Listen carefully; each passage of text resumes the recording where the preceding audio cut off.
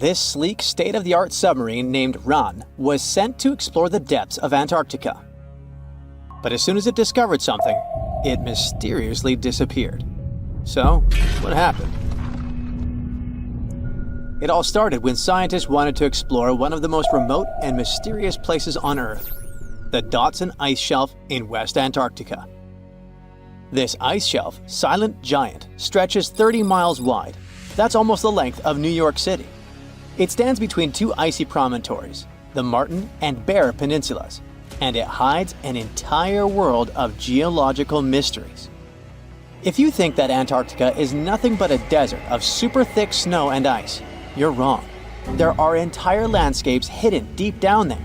The underside of the Dodson Ice Shelf is a rugged, dynamic terrain shaped by the slow, relentless forces of nature. There are towering ice formations, deep troughs, and bizarre structures stretching for hundreds of feet. Scientists are super curious about it, but as you can imagine, this landscape isn't easy to explore at all. To find out more, we have to scan the area with satellites or try drilling through the snow, trying to collect the big picture, piece by piece. But these methods only gave us vague hints. The real breakthrough happened when scientists came up with the idea to let the submarines explore it. Autonomous submersibles could swoop deep into the icy waters beneath the Dodson Ice Shelf and tell us what's up down there. These robotic explorers have fantastic advanced sonar systems. It's that thing that bats or dolphins do. They can use sound to see the world. Basically, they send out sound waves underwater, and when those waves hit something like the ice shelf above or the seafloor below, they bounce back to the system. Animals feel how long it took for the sound waves to return and how they changed. And this helped them understand what's located where. For example, clicks that dolphins send out tell them where the fish are. We copied this crazy evolutionary trick and adapted it to our underwater exploration. Only our version is much cooler, with a higher level of precision, so we created detailed maps of the environment. The Rand submarine was one of those robotic explorers. It was named after the Norse deity of the sea. Ran had been meticulously programmed to navigate a treacherous landscape of Antarctica. But even with all this training, its journey led to an unexpected and eerie end. In 2019, Ran was sent to explore the depths beneath the Dodson Ice Shelf. It was a hero, the first one to go on a mission like this. The team said it was like seeing the other side of the moon. For 27 straight days, it worked tirelessly. It traveled over 620 miles beneath the thick ice. That's like a journey from Paris to Berlin. Ran went further and deeper than anyone could have imagined. At one point, it reached over 10 miles into the glacier's belly, and what it discovered down there was astonishing. Scientists thought there would be some smooth, uniform ice surfaces, but Ran revealed an underside marked by huge cracks, ridges. There were formations that looked like sand dunes, frozen in time.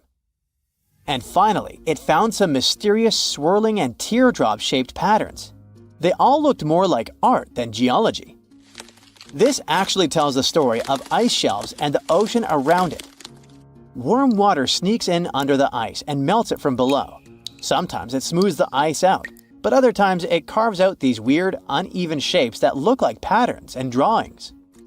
And some of these shapes are huge, over 1,300 feet long. That's about 3.5 football fields. The reason why they look like swirling doodles is because the Earth spins. It makes the water turn in special ways, bending the shapes and drawing these spirals. It's called the Coriolis effect.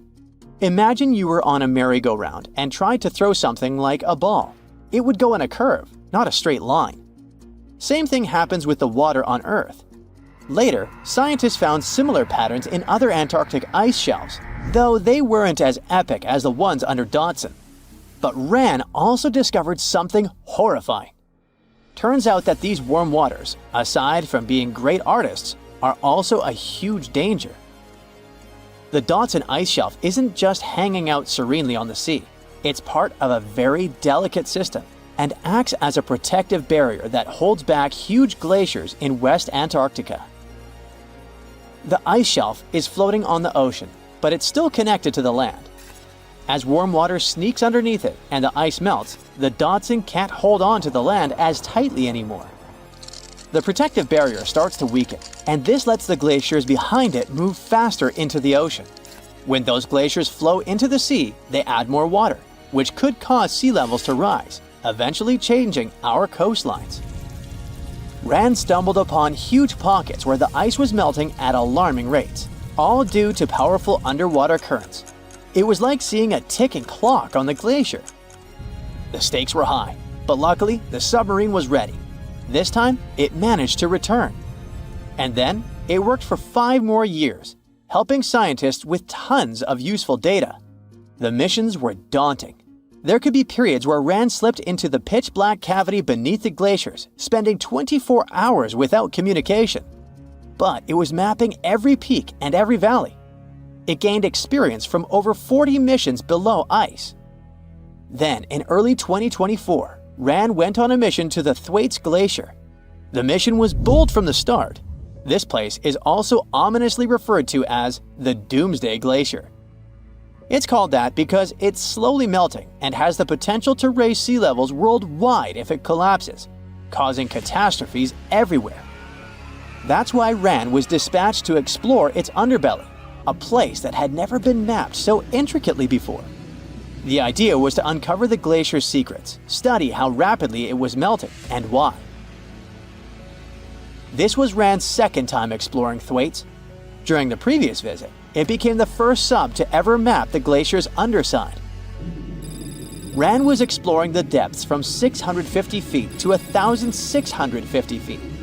It sent a lot of data about how the Doomsday Glacier was slowly melting due to warm ocean currents. But while venturing into these icy depths, something went wrong. Out of nowhere, Rand vanished, without warning, without a trace. One moment it was sending back crucial data, and the next it had slipped into the abyss. No distress signals, no final transmission, and it didn't return to the point it was supposed to. People sent extensive searches, helicopters soared overhead, drones buzzed through the frozen skies, but no sign of the submersible emerged from the glacier's grasp. After a while, Rand's batteries would certainly run away. So at this point, it had definitely been swallowed by the abyss beneath 1,500 feet of ice. That was a huge and sad loss for the scientific team. The scientists at the University of Gothenburg are now looking to replace Rand and continue their important research under Thwaites. To this day, scientists have no idea what happened to it. Some say it may have been trapped in the ice. Others believe it was pulled away by an unseen current. It also might have collided with something unexpected. Whatever the truth is, its disappearance has left scientists stunned, and it looks like the ice shelf will hold on to its secrets a little longer. At least we gained a treasure trove of knowledge from Rand's journey. Scientists keep exploring Antarctica, looking for history that hides under the snow. For example, they discovered that around 90 million years ago, a lush temperate rainforest thrived near the South Pole. They revealed an ancient world far warmer than they ever imagined. Deep in Antarctica, they unearthed fossilized roots, pollen, and spores preserved in the soil. All this shows that there was a swampy rainforest that flourished despite months of polar darkness. All these discoveries changed our understanding of Earth's climate, both in the past and the future. Being afraid of the ocean is a very understandable fear. We have it in our genes. In the past, humans had to avoid certain dangerous situations, like big animals and deep bodies of water, in order to survive. Plus, we've only explored 5% of the oceans, so we never know what we can stumble upon there. In regular conditions, GoPro is just a camera. But if you find it lying at the bottom of a 400-foot pit in the middle of the Caribbean Sea, that will make your blood run cold. I know 400 feet may not seem like much, but a person who is deep diving for fun usually can swim from 59 to 98 feet deep only, unless they're a professional diver. But say you made it to that pit and retrieved that GoPro. That would have still been fatal to you. In this specific hole where the camera was found, there would be a layer of hydrogen sulfide, a very dangerous and foul-smelling gas, at the mark of 300 feet. The gadget was 100 feet lower, alongside its owners, two long-lost explorers. To this day, very few people manage to dive this deep and go back unscraped. In fact, the deceased explorers were found only with the help of submarines. Now, you might be curious about the content of the GoPro. In stories like this, we expect proof of foul play or sinister footage. But the only thing found there were the images of happy times the explorers had during their trip. A sad ending to a vacay. Now, in deep waters, you can also find many species that seem to be otherworldly, but in a cute and interesting way, like the alien sponge. This fun little fella is a sponge first seen near the Mariana Trench in 2016. It's actually part of an ecosystem dubbed Forest of the Weird. Okay, this makes it sound a bit creepy. And what adds to the weirdness is the fact that the alien sponge had two little holes that resemble little eyes, so like it's peeking at you. Ah, another fun fact? The skeleton of this type of sponge is made of glass. And if you're afraid of cockroaches, I'll let you take a deep breath here. Ready? Cool. Because on the ocean floor, there are more than 20 different types of giant isopods, beetle lookalikes, that can be as big as 14 inches. Yikes! But fear not, these guys usually roam the ocean floor for food. So, unless you dive 7,000 feet, which we've just seen is not possible, you won't run into them. Now, despite the horror movie name, the bloody belly comb jelly is actually a fascinating creature you can also find in the ocean. They live in the twilight zone of the ocean, which is between 820 and 4,900 feet below sea level. Pretty far from where you usually soak your feet. But what's so cool about this jelly is its color.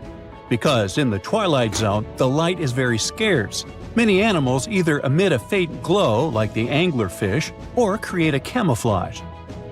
The jelly here is blood red because, in the pitch-black darkness of the ocean, other animals won't see it digesting colorful bioluminescent prey inside its stomach.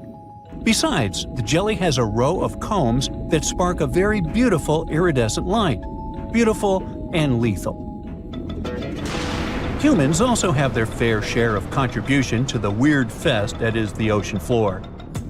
Depending on where you swim, you might just find parts of rocket engines used during the Apollo program. Now, when a rocket is launched into space, parts of it are dropped into the ocean where it runs out of propellant, making the rocket itself lighter.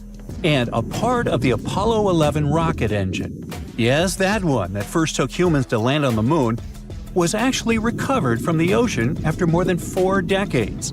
And you can see it at the Museum of Flight in Seattle. Not a space fan? Well, there's something for the Oregon Trail lovers too. There are 2 locomotives living their best lives, or worst, depending on your point of view, just off the coast of New Jersey. They're from the 1850s and are sitting under 90 feet of water. They probably fell off of a transportation ship during a rough storm, or were intentionally pushed over the barge so that the ship didn't sink. Most of these things can only be seen while diving, but worry not. Even if you have a lingering fear of the deep ocean, you can still find weird things by simply walking on the beach. Look at these bizarre Garfield landline phones washed away in Brittany, France. The French have been having bizarre encounters with the sarcastic orange cat since the 80s, and it took about 30 years for French farmer René Morvan to come forward with a simple explanation. A shipping container with Garfield merchandise got stranded in the sea, only to find its final resting place in a sea cave. We bet Brittany locals are still haunted by the creepy smile of that landline phone. And just like a storm uncovered the Garfield secret stash, it also moved a few ships that sank more than 600 years ago. But this is not a simple Titanic story. It actually sounds more like Pirates of the Caribbean, because when the storm moved those old ships, authorities from Caesarea found 2,000 gold coins, some silver and bronze coins, gemstones, and rings. It was a bigger treasure than a dragon could hoard. But don't get your hopes up. Even though most of the underwater archaeological zones in this region are open to divers, these treasures are safely tucked away in a museum. Speaking of pirates, and I was, another weird thing you can find chillin' in the ocean is the pirate city of Port Royal, Jamaica. In 1692, the city was devastated by an earthquake, followed by a tsunami. A really bad twofer. But the good news is, you can still visit it today, well, scuba diving, that is. This is actually not the only sunken city in the world. There's also Thonis Heracleion in Egypt, which is not at the bottom of the sea per se, but at the mouth of the Nile River. There's also Baiae, a Roman town built atop a supervolcano. Now, you might be thinking Baiae had the same fate as Pompeii, but guess what? The floor actually sank and the town went down with it. So, have you ever heard of underwater crop circles? Back in 1995, divers in Japan spotted perfectly round circles formed in the sand. They were 6 feet in diameter and looked like those crop circles from sci-fi movies. Scientists simply couldn't figure out what or who did it until they caught the culprit red-handed, a tiny male pufferfish only 4 inches long. This little guy uses its body and fins to draw circles and squiggles and decorates his creation with seashells and corals. It takes the fish about a week to do so. All this hard work is part of a mating ritual, and if a female pufferfish likes the art, she will lay her eggs there, right in the center. The circular design of the underwater crop circle actually channels fresh water to the middle of the circle, the ideal scenario for the eggs to develop. And guess what? After she lays the eggs, the female pufferfish leaves, and it's the male that tends the eggs. But just in case fishes are not your thing, we can also offer you a cargo of rubber duckies, turtles, beavers, and frogs. 28,000 of them to be exact. These bath toys were traveling from China to the US, but much like our friend Garfield, were caught in a storm in 1992. From the North Pacific, our friendly duckies and beavers made their way to the UK by 2007, but some were bolder and traveled to Australia, Indonesia, Chile, Hawaii, and even Alaska. Now, have you ever seen a strange thing washed up by the beach? Let us know in the comments. Bye. In 2003, while following a grouper that suddenly disappeared below the waves in Chetumal Bay, Mexico, a lone fisherman discovered a mysterious hole hidden from sight. More than a decade later, his son returned with researchers to take a closer look. They started measuring. 100 feet, 160 feet, 425 feet. Still no bottom. As instruments descended into the dark, still water, the readings grew stranger. Warm, salty water where it shouldn't be. Currents rising from the darkness below. The latest readings showed over 1,372 feet and still no end in sight. Quiet, deep, and dangerous. It's Taam Ja, the latest and officially the deepest known blue hole on Earth, and it might be hiding something never seen before. Nature takes its time. Over thousands, sometimes millions of years, water slowly carves through underground rock. Then one day, the ceiling gives way, the ground collapses, and you're left with a massive hole. That's a sinkhole. Blue holes are just ancient sinkholes that filled with water as sea levels rose long ago. From above, they look like dark circular shadows, much darker than the water around them. All because they're super deep and sunlight can hardly reach the bottom. Some go hundreds of feet down and are almost perfectly vertical. Cut off from ocean currents, they create still, isolated environments that scientists are still trying to figure out. So, what makes Taam Ja unusual? Well, most famous blue holes like the Great Blue Hole in Belize are impossible to miss. You can spot them from a satellite. Taam Ja, on the other hand, is practically invisible. Like nature did its best to conceal it on purpose. Even with a drone flying right above it, it's barely noticeable. That's one reason it stayed hidden for so long. However, the true mystery became apparent after the researchers had done their initial scanning. In December 2023, scientists decided to explore the depths of Taam Ja by lowering something called a CTD profiler, which measures conductivity, temperature, and depth. As it went past 1,312 feet, they discovered something curious. Instead of cooling down, the water suddenly got warmer. It also became noticeably saltier, with readings that matched the open Caribbean Sea. But wait, Chetumal Bay is already part of the Caribbean, so what's the big deal? Well, Taam Ja is tucked far into the bay, and its depth is unusual for such a calm, protected environment. What surprises scientists is that water deep inside the sinkhole has the same temperature and salinity as the open ocean, even though it's cut off from it horizontally. What this means is that there could be subterranean tunnels or fractures connecting the deep hole to open seawater, not through the surface, but beneath the rock. Kind of like a secret pipe network, possibly dating back to the time of asteroid impacts. Taam Ja is located near the Chicxulub crater. It's where 66 million years ago, a giant meteor slammed into what is now the Yucatan Peninsula. It's widely believed to have caused a mass extinction event that wiped out dinosaurs. The asteroid didn't create Taam Ja, but it may have fractured the foundation, potentially making it easier for caves, tunnels, and eventually blue holes to form. Some speculate that these underwater connections could extend to other blue holes and hidden springs nearby. However, exploring Taam Ja is not just about maps and underwater tunnels. During the first expedition, researchers saw something strange. The water above Taam Ja was calm, while the rest of the bay had chaotic waves. Then, from the center of the hole, water started to rise upward, like a hidden spring gently exhaling. Not a geyser, not a splash, just a slow, steady surge, like something beneath had moved and pushed the water up.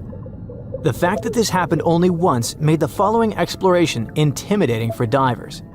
They said that diving felt like encountering a living entity that moved and interacted with them in an intriguing and mystifying way. When you've got a place that deep, that dark, and completely cut off from the rest of the ocean, it's a door to the unknown. While it's probably too tight for the Lovecraftian sea gods to fit in there, it's not impossible that there could be species that no one's ever seen before, maybe even dangerous. It's speculative, but if the hole goes even deeper, any microbial life down there would likely be ancient and adapted to survive in extreme, hostile conditions. It doesn't have to be some scary sea creature. Even tiny, unfamiliar organisms could disrupt modern ecosystems if disturbed or released. There might be water from prehistoric times or something left behind from the asteroid impact that wiped out dinosaurs. This place might be hiding an entire ecosystem that's been sealed off for literally ages. And that matters because if life can survive in such a strange sealed-off place, it might survive in similar environments on moons like Europa or Enceladus. Also, some blue holes, like the Great Blue Hole, contain nasty stuff like clouds of toxic gas that can eat through equipment and even burn your skin. No wonder that divers felt like they were exploring something alive. Now, if you're wondering whether you can rent diving gear and actually go and explore this hole, the answer is no. Basic scuba gear requires certifications. Even dive shops won't rent to uncertified individuals, especially not for places like this. But even if certified, recreational divers can only reach a depth of about 130 feet. Going deeper takes special training, equipment, and a lot of caution. Even professionals rarely go beyond 1,000 feet, and when they do, it's with complicated, risky setups. At these depths, water pressure becomes a major obstacle, enough to crush most equipment not built specifically for it. So for now, Taam Ja remains a mystery that's impossible to uncover while diving. The next stop is most likely sending an ROV, a remotely operated submarine equipped with cameras, arms, and sensors. It can go much deeper than any diver and stay down there longer. ROVs could help uncover layers of fossils, strange chemical zones, and even clues about past climate change. In most of the blue holes, it's possible to find life, sponges, corals, or fish. But the deeper you go, the more oxygen levels drop, which makes it hard for organisms to survive, even though some microbes live there. Among the few creatures found, there are shelled single-celled organisms called foraminifera and tiny worm-like nematodes. It's precisely because of these microscopic animals that we speculate that if life can make it in Taam Ja's dark, salty, oxygen-free waters, maybe the same is true for other watery worlds. However, despite the enthusiasm around it, Taam Ja is almost unnervingly empty and devoid of larger life. Even near the upper layers where oxygen levels are decent, no fish, no crustaceans, not even a tiny shrimp have been observed. Just tiny organisms invisible to the unaided eye. No bikini bottom, but to be fair, we haven't reached the bottom yet. Which brings us to the speculation. Is it possible that ROVs will never reach the ocean floor? The hole might be deeper than we expect or shaped in a way that makes it hard for our equipment to get accurate readings. It might have side tunnels, ledges, or twists that throw things off. It could also be that the walls are too unstable or the pressure and water chemistry mess with the sensors. In a way, it's like playing an underwater level in slow motion with a robot that can grab things and get damaged. Thankfully, scientists have other options. They can use underwater drones that work on their own, drop cameras that record as they sink, or map the hole from above using sonar. There's more than one way to check its depths. Even with all our technology, there are still places on Earth we haven't explored. We've actually mapped more of Mars than the ocean floor. Spacecraft can scan the entire planet while seafloor mapping is slow, costly, and limited by darkness and pressure. Still, Taam Ja holds the record for the world's deepest blue hole, for now.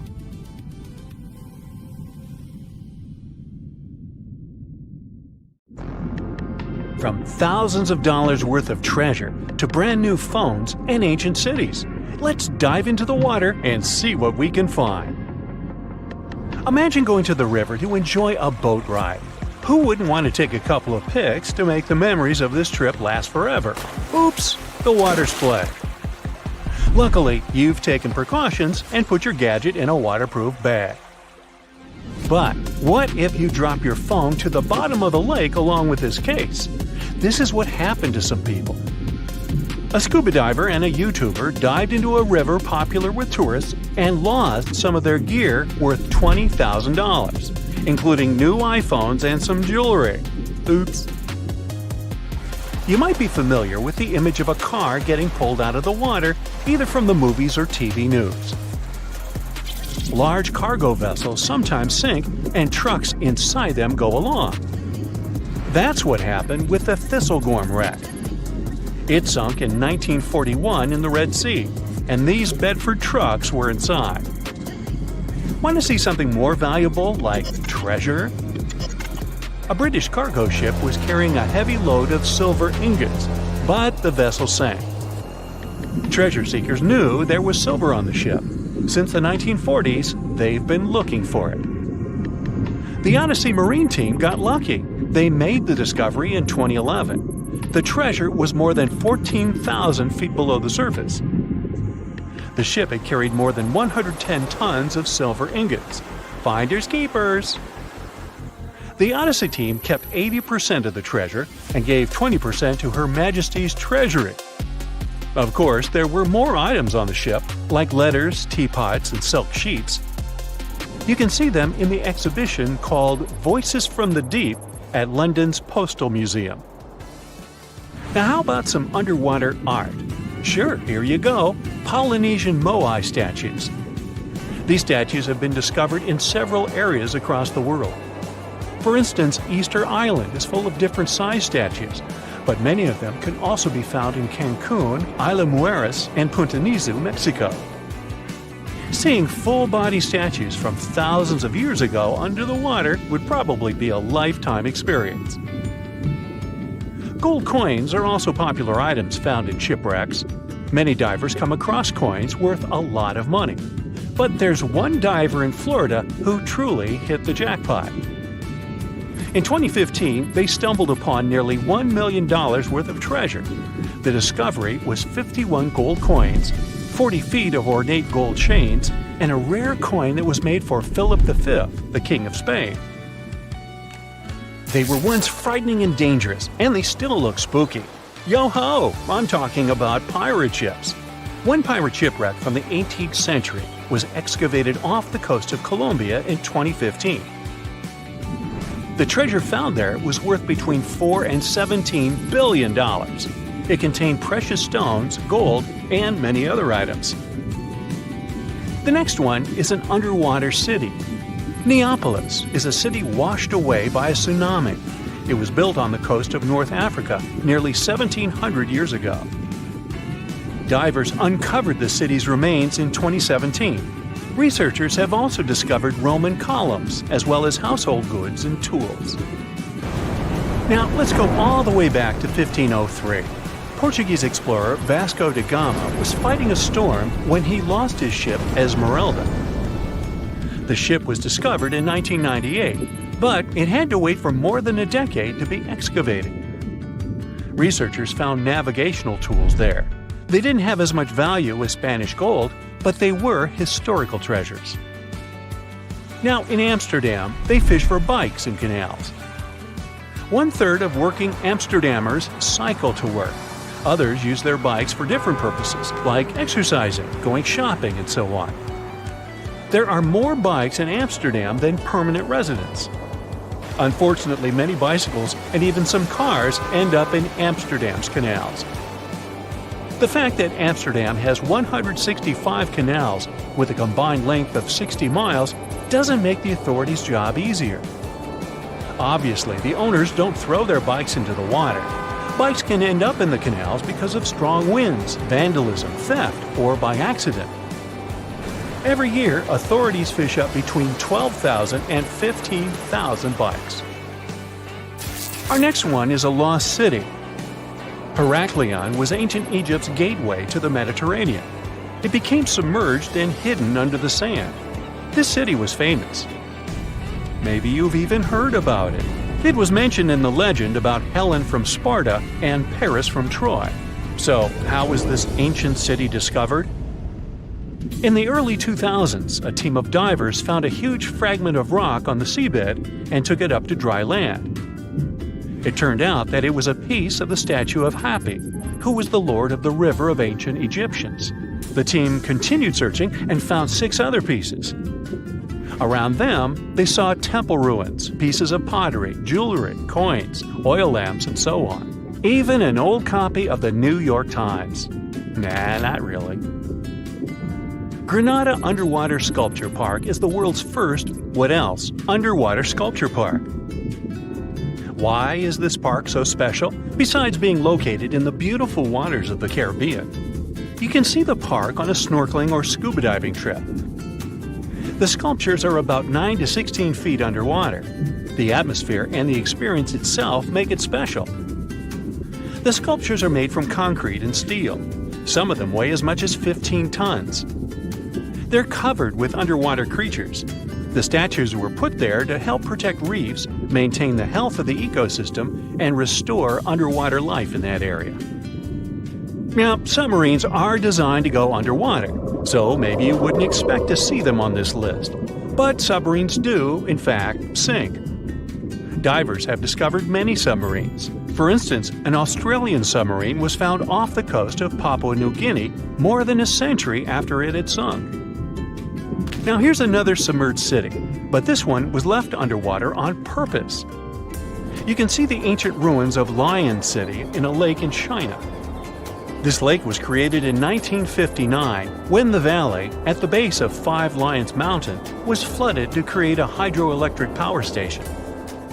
The 1,400-year-old city, now ruins, got submerged by this flow and stayed this way for over 50 years. It lay untouched at the bottom of the lake until its exploration started in 2001. Divers found out that many structures, carvings, guardian lions, and arches were still preserved. Researchers mapped and documented Lion City. They also looked for a way to protect these structures from further damage. In 2011, the city was announced to be an historic relic under protection. When you see the ruins of Lion City for the first time, the view will take your breath away. So don't forget to hold your breath. Imagine swimming in the dark waters. As you're approaching the city, you see its huge walls and extensive carvings. Marvelous, isn't it? The Cancun Underwater Museum is probably the largest museum of its kind in the whole world. It wasn't lost, per se, but now it's home to an aquatic ecosystem. Who wouldn't want to combine scuba diving and snorkeling with a visit to a world-class garden with 500 sculptures? Placed 30 feet under the surface, these sculptures are made from pH-neutral marine concrete so that they can stay on the ocean floor. Plus, here, the sculptures change over time, unlike in a traditional museum. That's because they become part of the underwater environment and a home to various plant and animal species. In one installation, nearly 450 life-size figurines are grouped together to hint at the harmonious coexistence of humanity. There is also the Anthropocene, which is an actual submerged Volkswagen Beetle placed by the Manchonis Reef. Okay, this is not a lost and found item, but this is just, hey, it's a giant jellyfish and I wanted you to see it.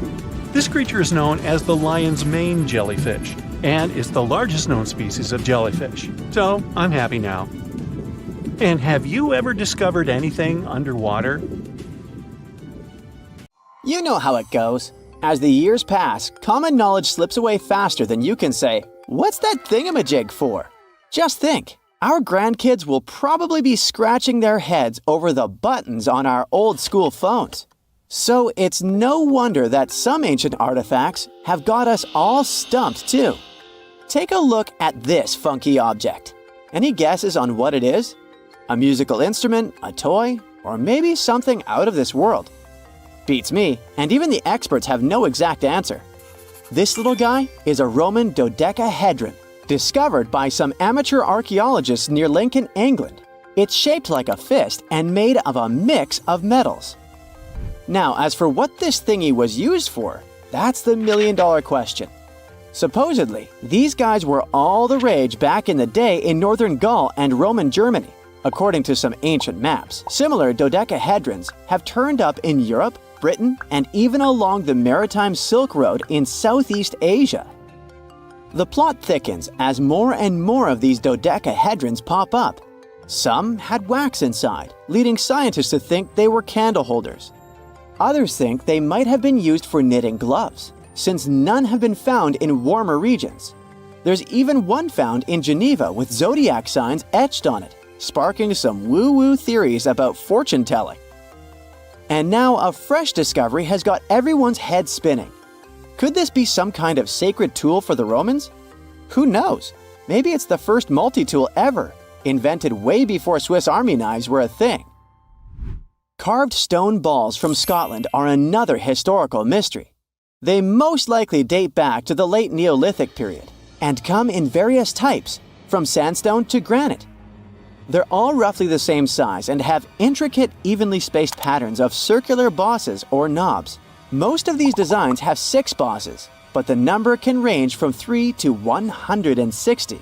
Some of these balls are more skillfully crafted than others, and a few even have extra decorations. There are over 400 carved stone balls and mostly found in Scotland, although some have turned up in northern England and Ireland. These stone balls rarely show signs of damage or use, and there are no clues that would give away their function.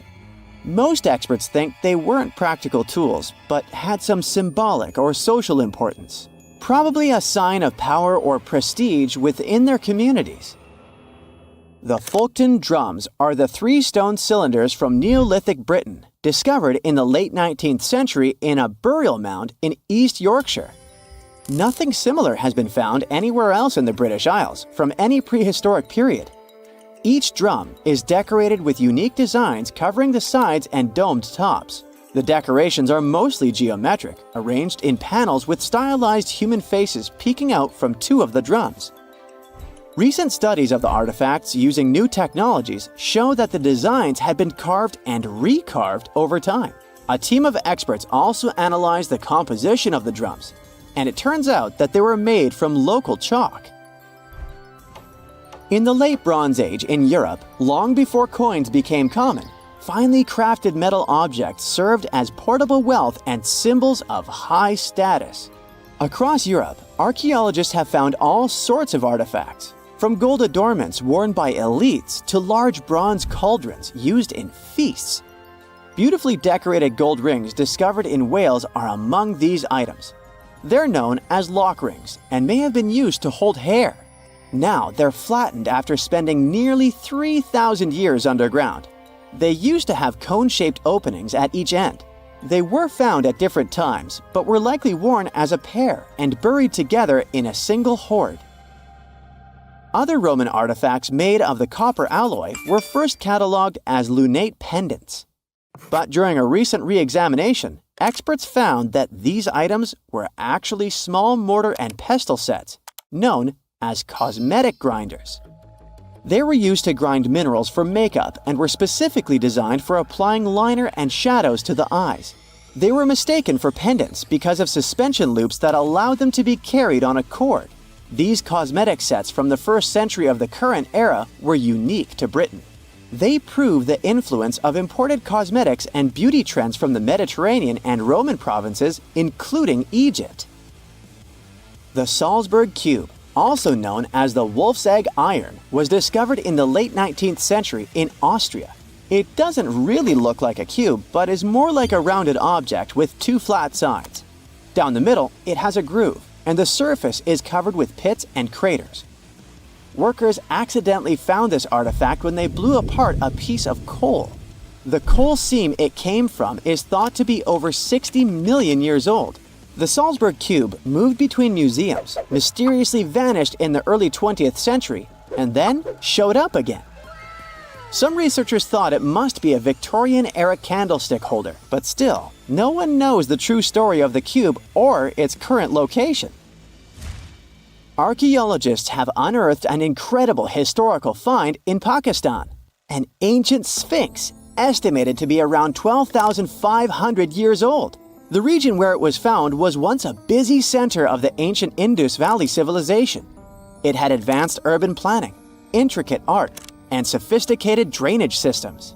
The discovery of the ancient Sphinx is a good example of their progressive art. We all know of the Great Sphinx of Giza, but what was the significance of the Sphinx in the Indus Valley culture? Their Sphinx has designs and carvings that show scenes with their daily activities, which means it may have had a more complex role than a symbol of power or guardian. It could stand for a balance between humans and nature, or even a deity associated with agriculture. Arauca in Chile sits on the sandy dunes of the Atacama Desert, known as the driest desert in the world. Long before this coastal town was built in the 16th century, the Chinchorro people called this region their home. Archaeologists found hundreds of their mummies. Radiocarbon dating showed that these mummies are over 7,000 years old, which makes them 2,000 years older than the famous Egyptian mummies. The Chinchorro used special techniques to preserve the mummies, not just relying on the dry climate for that. And unlike the Egyptians, they didn't just do it for the elite members of their society, but for everyone, no matter what age or status they had. The local people living in Arauca now are so used to finding mummies in their backyards that they don't feel weird about living among them. In the winter of 1850, a powerful storm with extra high tides hit the west coast of Orkney, Scotland. The wind and waves ripped away the surf, covering a mound, and revealed stone-built structures beneath. A local antiquarian decided to dig up the village that he thought was from the Iron Age. He managed to unearth the remains of 4 houses and many artifacts from 2 villages. The villages had been buried under sand, so everything was really well preserved. Carbon dating wasn't a thing back then yet, so it was tricky to tell the exact age of the villages. Almost a century later, with new tech, researchers were finally able to tell that the place was actually from Neolithic times. You can still see stone dressers and box beds in the prehistoric houses. Archaeologists and historians working on the famous Terracotta Army think that it might have been inspired by or modeled on ancient Greek sculptures. It would mean there was a cultural contact between East and West much earlier than we thought, long before the Silk Road trade route.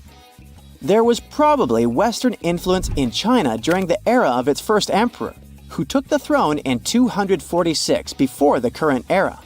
Before that time, China didn't have a tradition of building life-sized sculptures.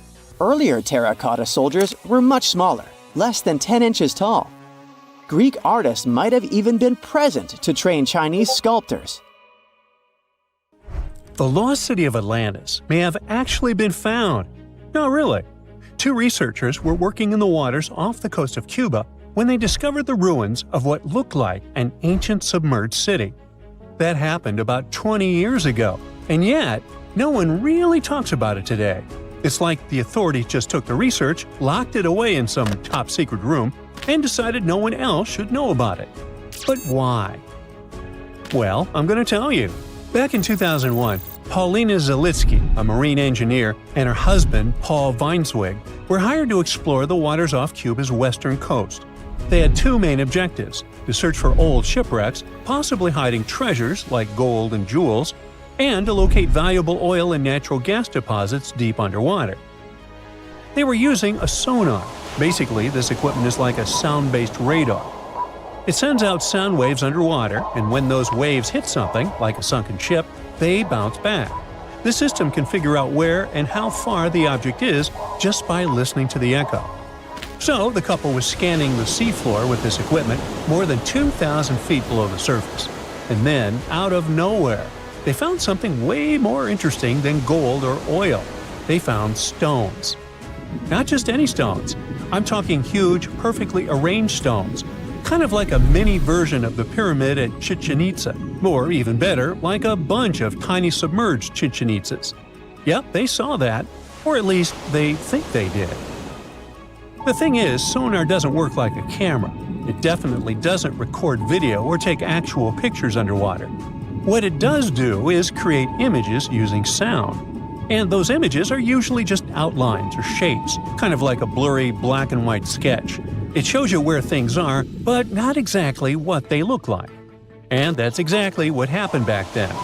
The equipment started producing images of these perfectly organized stone structures, and it really looked like some kind of urban development. I mean, the site was just too organized, too symmetrical to be just random rocks. But it sounded too good to be true. I mean, this discovery could totally change everything we know about ancient civilizations on the American continent. So the scientists decided it would be too irresponsible to announce anything without finding more evidence first. And that's why they decided to go back to that same spot. This time they sent down an underwater remotely operated vehicle to actually see what was going on beneath the sea. See? This robot was basically an underwater cameraman. And yep, it confirmed it. There was definitely something strange down there. It looked like an ancient city made of huge, smooth blocks of granite. These rocks were about 8 feet by 10 feet. Some were in pyramid shapes, others were circular. Some seemed to be deliberately cut and then stacked on top of each other, while others appeared isolated from the rest. Together, they looked like they were forming corridors and outlines of rooms. It was like finding large buildings in the middle of an underwater desert. These images were enough for Zalitsky to seal the deal. Back then, she confirmed that this amazing structure, her words, could have been a large urban center. Again, her words. Then the couple started to speculate. They said that these structures were probably built more than 6,000 years ago, which would make them older than the Great Pyramids of Egypt. It's even older than the famous Maya, you know, the civilization that used to live in the Americas and is known for their ancient and advanced temples. The research also suggested that these structures might belong to a civilization that lived on the American continent thousands of years ago, and that we didn't even know about. This supposed civilization once thrived on a 100-mile land bridge connecting Cuba to Mexico's Yucatan Peninsula. But then, something catastrophic happened. According to their theory, the Earth's faults shifted beneath the surface, leading to a massive earthquake. Then, in the blink of an eye, the entire bridge was destroyed. The land was swallowed up by the sea and ended up at the bottom of the ocean, and this civilization disappeared. Of course, all the connections to the famous Atlantis myth got the media totally hooked on the story. News websites ran headlines like "Lost City of the Caribbean Found" and "Atlantis Found in Cuba." So, could that really be Atlantis? I mean, did they finally find the remains of this supposedly super advanced and lost civilization? Well, it's hard to say. From the start, part of the scientific community wasn't buying into the story too much. First, there's the issue of the date. Saying that this civilization existed at this spot at least 6,000 years ago just wasn't very credible. Then, some European archaeologists argued that the stones they found using sonar might just be natural limestone, not perfectly sculpted granite. And third, it was too deep. Even with the whole theory of earth faults opening up and swallowing everything, it's still hard to explain how an entire city ended up so deep in the ocean. For comparison, there is Heraklion, a real ancient Egyptian port city that got submerged. Today, it is only about 19 feet underwater. But this so-called Atlantis city is at depths between 2,000 and 2,460 feet. See how that's totally different, right? People think it would have taken around 50,000 years for such stone structures to sink to the depth where they are said to be found. And according to experts, none of the known civilizations from that long ago had the ability to build such structures. But for Zalitsky, yes, it was possible. She still believed in the fault theory to explain how this land ended up at the bottom of the ocean so fast. Big movements of the Earth's tectonic plates are usually followed by things like volcanoes and earthquakes. So, according to her, it's a powerful event, and the island sinking could have happened really quickly. This earthquake theory could also explain why some of the megaliths on the seafloor look organized while others don't. But to really prove any of this, they needed a specially designed robot to go down there again and take samples of the rocks and sediment. That way, they could figure out how old the rocks were and maybe even find signs of human life, like carvings, sculptures, or artifacts. The problem is, drilling into those structures isn't easy. They look like granite, and drilling granite that deep underwater is seriously tough. And more than anything, they needed money to do it, a lot of it. So maybe they just never got the funding. Because even with all that initial hype, no further explorations or studies were ever reported. And that lack of follow-up sparked a lot of speculation. Some people even wondered if the story got shut down on purpose, like maybe the authorities wanted to keep something top secret. As if this underwater city was built by some kind of higher extraterrestrial being, and they just don't want us to find out. But truth be told, the strongest argument for saying, yeah, that is definitely a lost city, is that nature supposedly couldn't have built something so symmetrical. Geologists did try to find natural explanations, or at least similar examples from other parts of the world, but they came up short. Still, just because we haven't found a clear natural explanation doesn't mean there isn't one. Nature can create some pretty wild and unexpected stuff, so honestly, that whole too perfect to be natural angle is kind of a weak argument. What most likely happened is that experts just weren't convinced it was actually a sunken city, and that's probably why no one followed up on their work. Over time, the buzz faded, the story disappeared, and the site slipped back into silence. And without more data, the true nature of those underwater formations off Cuba's coast is still a mystery. Ever since Plato wrote about the allegory of Atlantis, humanity has been fascinated with the possibility of the discovery of a thriving underwater civilization. Fancy joining me on a trip to a few historic underwater sites? Let's see what we can find out about ancient civilizations. The first one on our list is what is being called the underwater Stonehenge. Scientists have recently discovered a mysterious pile of cairns that stretch for miles under the shimmering waters of Lake Constance at the borders of Switzerland, Germany, and Austria. Archaeologists began to explore the site back in 2015, and they haven't been able to understand yet what it was actually used for. What they do know is that there is a 12-mile line of 170 human-made stone cairns under Lake Constance. Scientists say this was most likely the result of a combined work of several villages. The cairn site was probably used for some collective purpose. The formations are huge. Some of them are several dozen feet wide. The most amazing discovery so far is that the site dates back to around 5,500 years ago. Now, what were we humans doing back then? We were living in the prime years of the so-called Stone Age. We were beginning to make artifacts from stone and use them to hunt and eat. Can you imagine what a knife and fork might have looked like back in those days? It's no coincidence that scientists call this site the underwater Stonehenge, though. Both sites are believed to have been built around the same period of time. You see, Stonehenge dates back to around 3100 BCE. Both sites carry the distinct characteristic of stone monuments built in a circle. Not to mention the fact that scientists also haven't figured out why on Earth our early ancestors would feel the need to build a monument such as Stonehenge. Well, the mystery of Lake Constance hasn't been solved yet. Who were the Neolithic people from this area? And for what purpose did they go through such an amount of work and effort to build this huge stone site? Next, we're taking you on a tour of the Ryukyu Islands just off the coast of Japan. You're diving deep down to an archaeological site. But I should warn you, the waters of the Pacific Ocean are far from smooth. It doesn't take long before you see a huge structure, thanks to the sunlight shining down on the seabed. At first, it looks like Machu Picchu's ruins located across the globe in Peru. As you approach the site, you slowly figure out its forms. A pyramid-shaped structure, arches, staircases. It's something that could have easily been a palace or a castle. Could this be a sign of human activity? What you've just seen is known today as the Yonaguni Monument.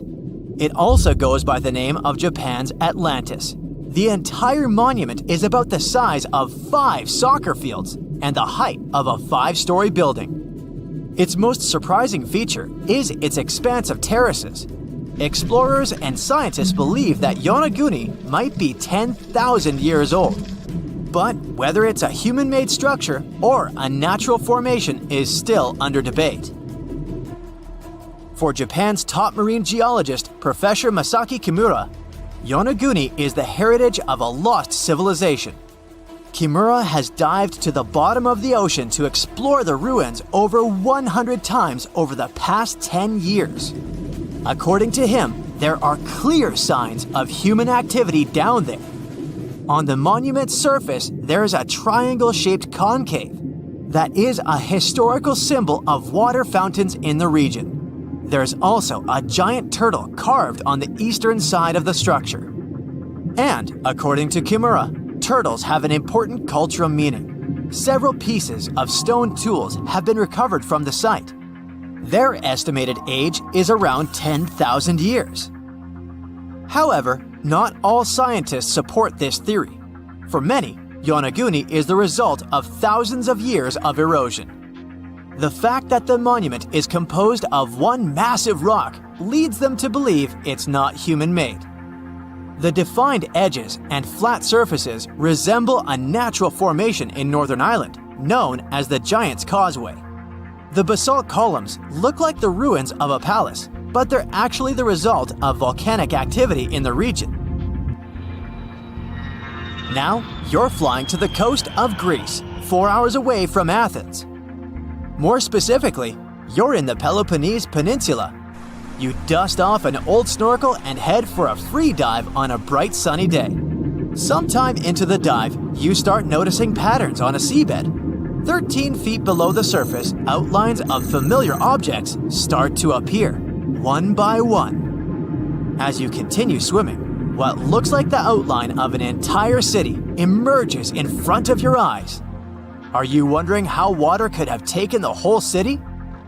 rocks are perfectly aligned into what appears to be the foundation of a building. This is Pavlo Petri, an ancient city you've probably heard about for the first time.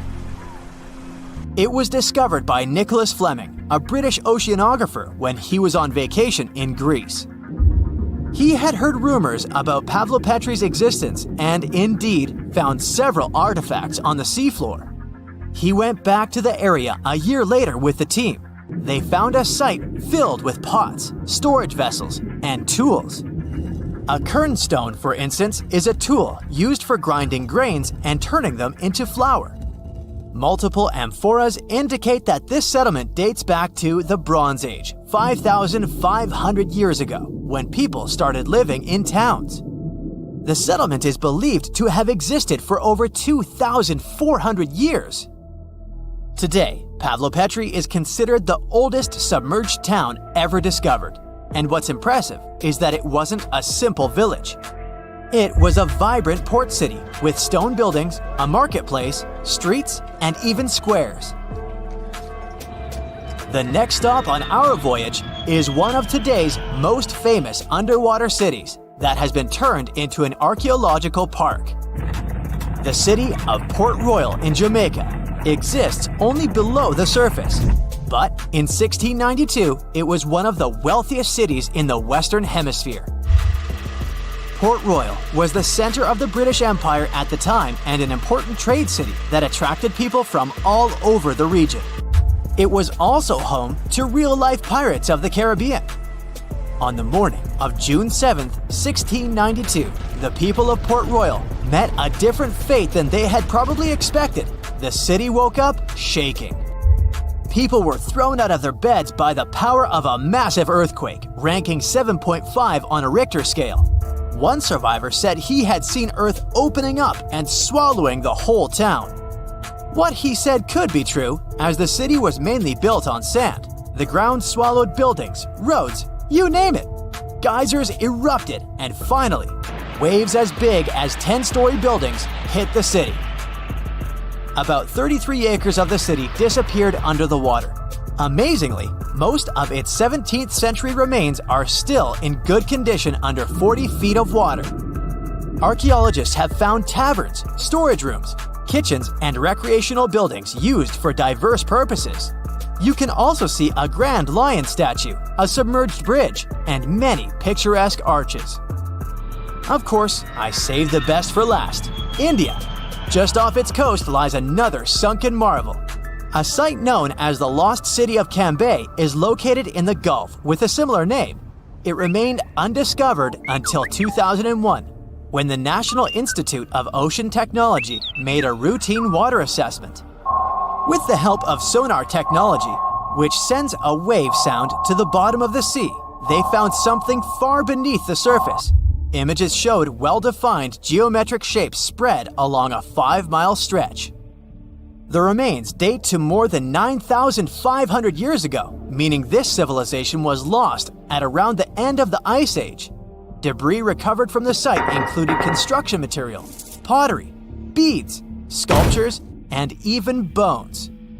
Scientists argue whether these artifacts are indeed from the site, but if they truly are, then the lost city of Cambay might be the oldest civilization in the world. Hey now, get ready to dive into the Sea of Mysteries, also known as the Black Sea. It is the largest inland body of water in the world, bigger than the entire state of California. It has dozens of lost ships and some secret underwater tunnels. And some people believe it's an ancient quarry that was mined out in 6 stages. The Black Sea has distinct vertical layers that don't mix, with higher and lower salinity. The salty water comes from the Mediterranean, and fresh water comes from rivers. 10 of the largest rivers in Europe flow into the Black Sea.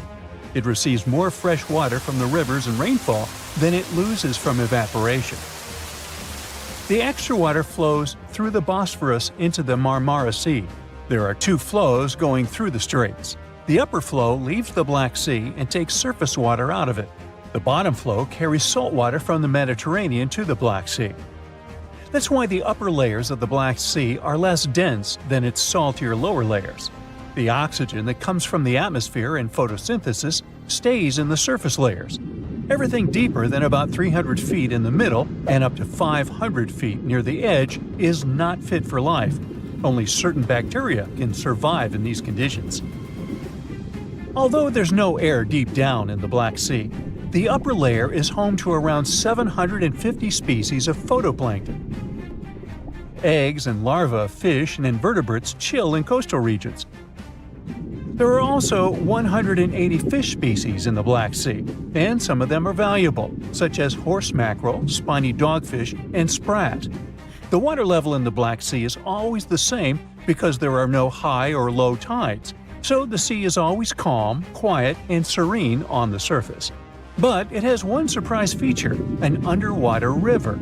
It's a current of salty water flowing through the Bosphorus Strait and along the seabed. This amazing discovery was made by scientists from the University of Leeds and was announced in 2010. It's the first undersea river of its kind ever found. The river forms because salty water from the Mediterranean Sea spills through the Bosphorus Strait into the Black Sea, where the water is much less salty. The no-air zone of the sea is an ideal conservation chamber for what's hiding on its bottom. The Black Sea is like a treasure trove for shipwrecks, and we discovered it by accident. Some maritime archaeologists were studying sea levels to see how quickly the water levels rose after the last ice age, and they ran across over 40 previously unknown shipwrecks as a complete bonus. Researchers used 2 remotely operated vehicles to explore the seafloor and the wrecks. Thanks to it, we have a video and detailed 3D images of the ships that were stitched together from thousands of high-resolution photos. According to the New York Times, some of the standout discoveries among the 44 ships found include a medieval training vessel from the 13th or 14th century. Expedition members nicknamed another ship from the Ottoman Empire the Flower of the Black Sea for its beautiful petal carvings. The team also noticed unusual details on other ships, like coiled ropes, chisel marks, rudders, and other carvings. So far, they haven't announced any plans to excavate the shipwrecks, but the ships might be filled with historical treasures like books, parchments, and documents. It's worth a try to rescue them. The most extraordinary discovery in the Black Sea is what archaeologists believe to be the world's oldest intact shipwreck. It has been lying undisturbed for over 2,400 years. This ancient Greek vessel, 75 feet long, was found with its mast, rudders, and rowing benches all still in place, over a mile beneath the surface. Researchers believe the ship was a trading vessel, like those depicted on ancient Greek pottery, such as the Siren vase in the British Museum. This vase, or vase, dating from the same period, shows a vessel carrying Odysseus past the Sirens. The team took a small piece for carbon dating, and the results confirmed it as the oldest intact shipwreck known to humankind. The fact that it's so elaborate and well-preserved deserves a standing ovation for shipbuilders of the ancient world. Without microbes, worms, or other creatures to eat away the wrecks, it's no wonder the ships are in almost perfect condition. If the Titanic had sunk in these waters, we would have found it in a much better state now, not being eaten by nasty underwater microorganisms. Now, there's an interesting theory called the Black Sea Deluge hypothesis, which suggests a huge flood happened around 7,500 years ago. 2 geologists in the 1990s suggested that at the end of the last ice age, when the Earth's climate was heating up, ice sheets were melting and sea levels were rising.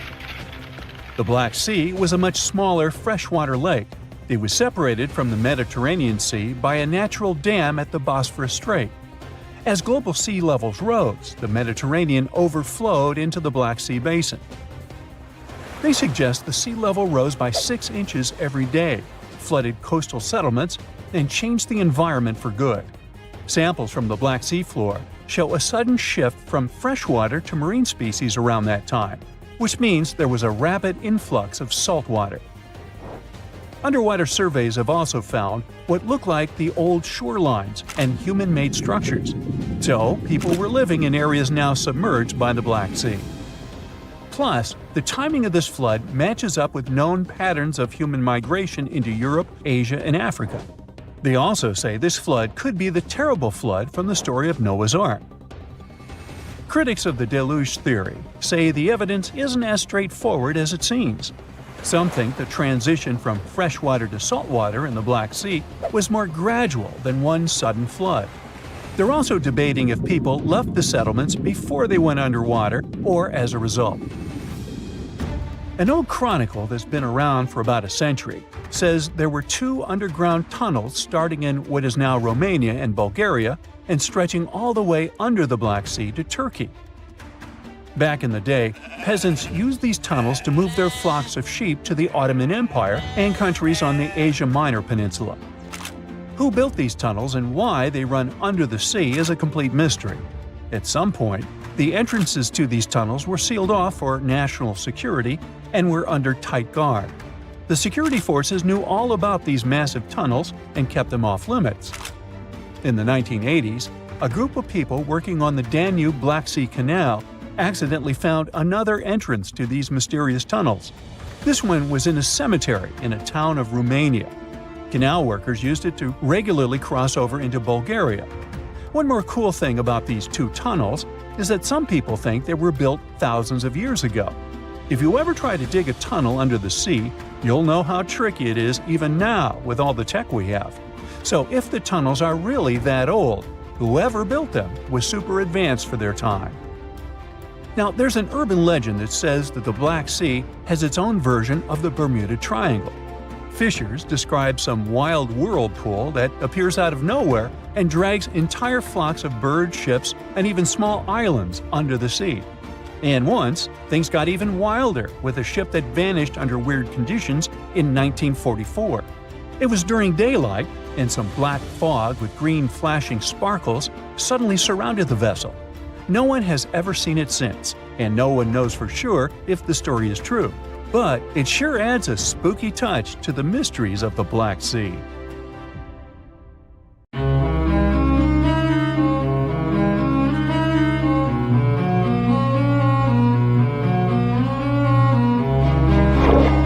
Question for you. Do you think Atlantis could be real?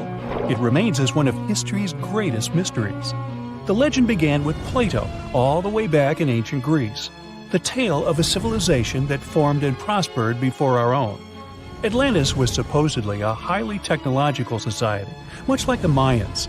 But, as the legend says, due to the people's greed, they were punished by a flood that destroyed and submerged their cities. Different theories try to guess Atlantis' location. Some say it was in the Mediterranean Sea. Some say it's beneath the Bermuda Triangle.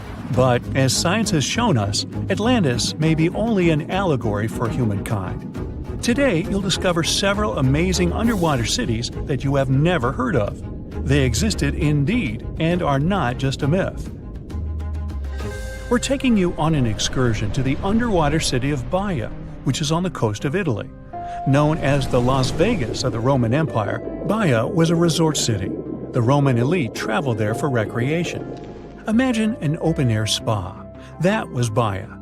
You can visit the submerged town by scuba diving and get close to that perfectly preserved, magnificent Roman sculpture, a true underwater wonder. You can spot the crumbled temples and buildings through glass-bottom boats. This is a moss-covered museum in Claudio's Nymphaeum. To your left, you can see a collection of classical Greek statues. Swimming down the Via Herculeana, you'll arrive at Villa Aprotio. Villas are Italian-style houses, and here you can admire their original marble floors. Notice the black and white patterns and the astounding shapes they make. Next, you'll arrive at Portus Julius. Can you see the collapsing wall structures at the bottom of the seafloor? You'll see well-preserved columns and limestone floors. Behold the ruins of the thermal baths of Lacus. The remaining multicolored mosaics are something great to see. You'll see their orange, blue, and green tiles if you get close enough. At Pisoni's Villa Pila, you'll see 25 preserved Roman pillars. Notice the arches, the frescoes nearby, and the magnitude of this well-kept treasure. The city was located over natural volcanic vents, so there were hot springs to be used at will. People went there looking to have an excellent time. And when I say people, I mean some of the great Roman emperors we learn about in school: Nero, Cicero, Caesar. But around the 8th century, the city was sacked and the luxurious town was abandoned. Slowly, the water level rose and the city started to drown. You were on a summer vacation off the coast of Greece, 4 hours outside of Athens, in the Peloponnese Peninsula on Pavlo, Petri. You dust off your snorkel and head for a free dive on a bright sunny day. Sometime into the dive, you start noticing patterns on the seabed. 13 feet below the surface, the outline of familiar objects starts to appear, one by one. As you continue swimming, what looks like the outline of an entire city emerges before your eyes. You wonder, how could water have taken the whole city? Rocks are perfectly aligned into what appears to be the foundation of a building. Nicholas Fleming, a British oceanographer on vacation in Greece, was the person that discovered Pavlo Petri. He was documenting the seafloor artifacts. The team found the site filled with pots, storage vessels, and tools. A quern stone, for instance, is a tool used for grinding grains and turning them into flour. Multiple amphoras, which were found then, indicate that this settlement dated back to the Bronze Age, 5,500 years ago, when people started living in towns. The settlement is believed to have lasted for over 2,400 years. Pavlo Petri is considered today the oldest submerged town yet found, and it's impressive that it wasn't a simple village. It was a vibrant port city with stone-built buildings, a marketplace, streets, and even squares. Let's continue our exploration and find secrets in other underwater cities. You are diving off the coast of the Ryukyu Islands. Pacific waters are far from smooth. There's a strong current pulling you into the deep sea. Suddenly, you see a huge structure thanks to the sunlight shining down on the seabed. At first, it looks like Machu Picchu's ruins across the globe in Peru.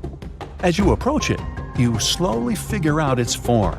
A pyramid-shaped structure, arches, staircases. It's something that could have easily been a palace or castle. Could this also be a sign of human activity? What you just saw is known today as the Yonaguni Monument. It also goes by the name of Japan's Atlantis. The entire monument is about the size of 5 football fields and the height of a 5-story building. Its most surprising feature is its expansive terraces that host large crowd gatherings. Explorers and scientists believe that Yonaguni dates back to 10,000 years ago. But whether it is a man-made structure or a natural formation is still under debate. For Japan's top marine geologist, Professor Masaki Kimura, Yonaguni is the heritage of a lost civilization. Kimura has dived into exploring the ruins over 100 times over the past 10 years. According to him, there are clear signs of human activity down there. The triangle pool, located on the monument's surface, is a triangle-shaped concave that is a historical symbol of water fountains in the region. There is also a giant turtle carved on the eastern side of the structure. And according to Kimura, turtles have an important cultural meaning. Several pieces of stone tools have been recovered from the site. Their estimated age dates back to 10,000 years ago. However, not all scientists are convinced of the same. For many, Yonaguni is the result of thousands of years of erosion. The fact that the monument is composed of one massive rock leads them to believe that it is not human-made. The defined edges and flat surfaces resemble a natural formation occurrence in Northern Ireland, known as Giant's Causeway. A series of interlocking basalt columns look like the ruins of a palace, but they were the result of volcanic activity in the region. Well, stay tuned for more underwater discoveries. The next stop on our voyage is one of today's most famous underwater cities that has turned into an underwater archaeological park. The city of Port Royal in Jamaica exists today only below the surface. But in 1692, it was one of the wealthiest cities in the Western Hemisphere. Port Royal was the center of the British Empire at the time, and an important trade city that attracted people from all over. It was also home to real-life pirates of the Caribbean. On the morning of June 7, 1692, the people of Port Royal met a different fate than they probably expected. The bars and restaurants beaming with life woke up shaking. People were taken out of bed with the power of a massive earthquake, estimated today at 7.5 on the Richter scale. One survivor says he saw the earth opening up and swallowing the town whole. What he said could be true, as the city was mainly built over sand. The ground sucked buildings, roads, and everyone above. geysers erupted, and finally, waves as big as 10-story-high buildings hit the city. About 33 acres of the city disappeared underwater, and amazingly, most of its 17th century remains lie in good condition under 40 feet of water.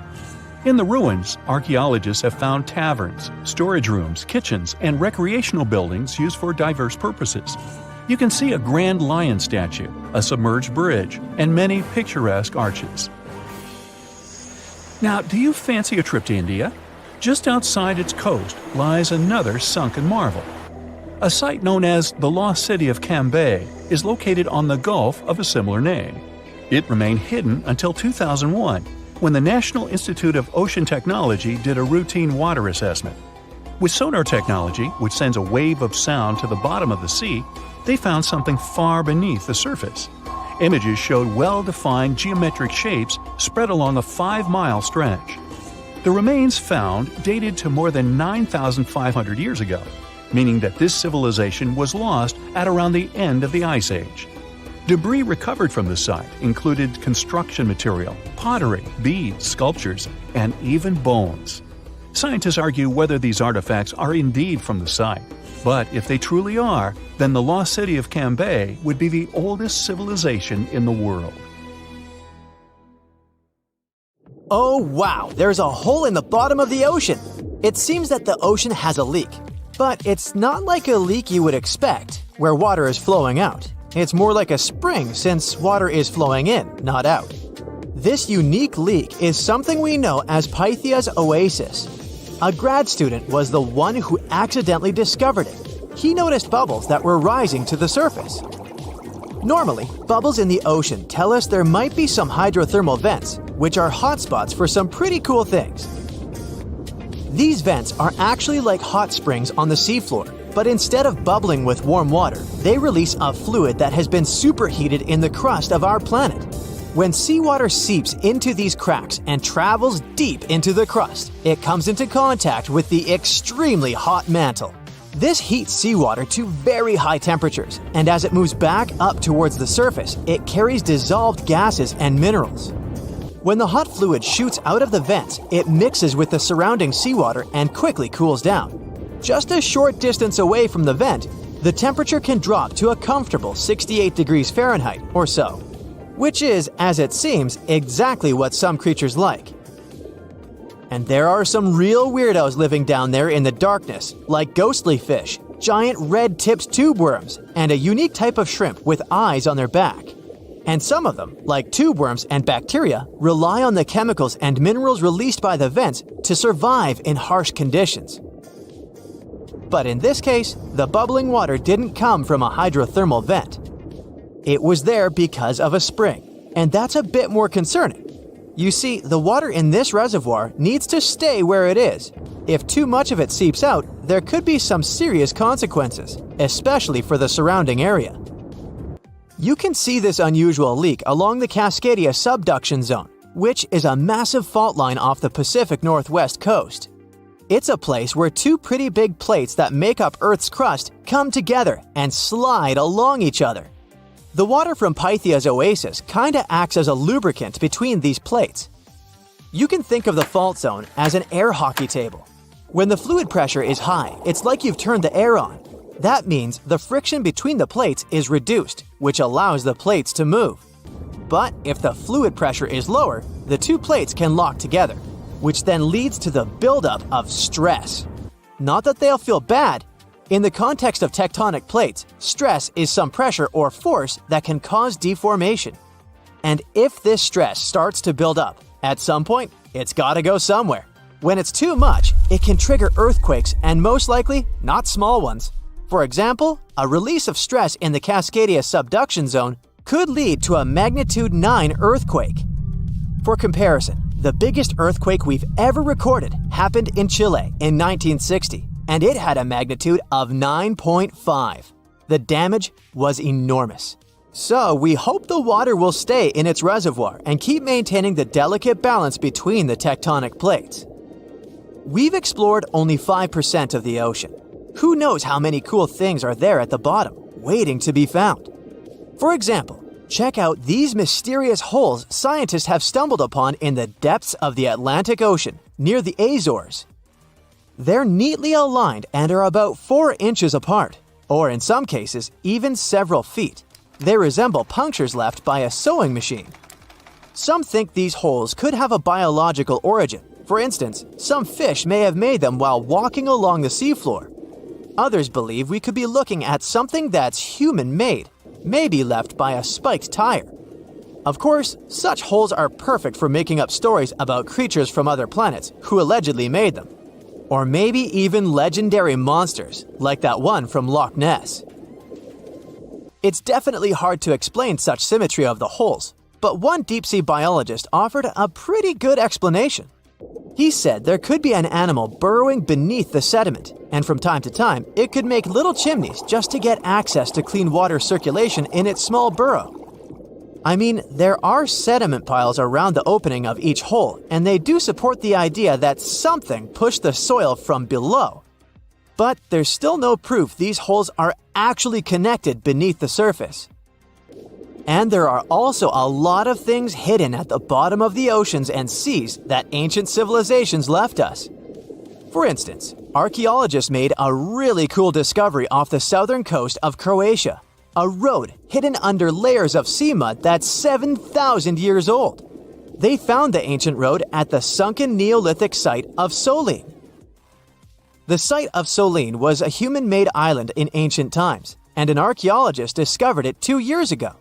He was studying satellite images of the area around Korčula, one of the beautiful Croatian islands. When he realized there could be something interesting at the bottom of the sea, he dove into the water with his colleague. And under the surface of the Adriatic Sea, which is part of the Mediterranean Sea, at a depth of 13 to 16 feet, they found stone walls that were most likely part of some ancient settlement. The landmass where people built the settlement was separated from the main island by a narrow stretch of land. Luckily, this area is protected from big waves by the surrounding islands, so the site remained relatively well preserved. It's now hidden beneath the surface of the sea and covered in mud. But it's so exciting to imagine how people walked on that road nearly 7,000 years ago, visiting nearby settlements. If you want to see the weirdest creatures, you can always head to the bottom of the sea.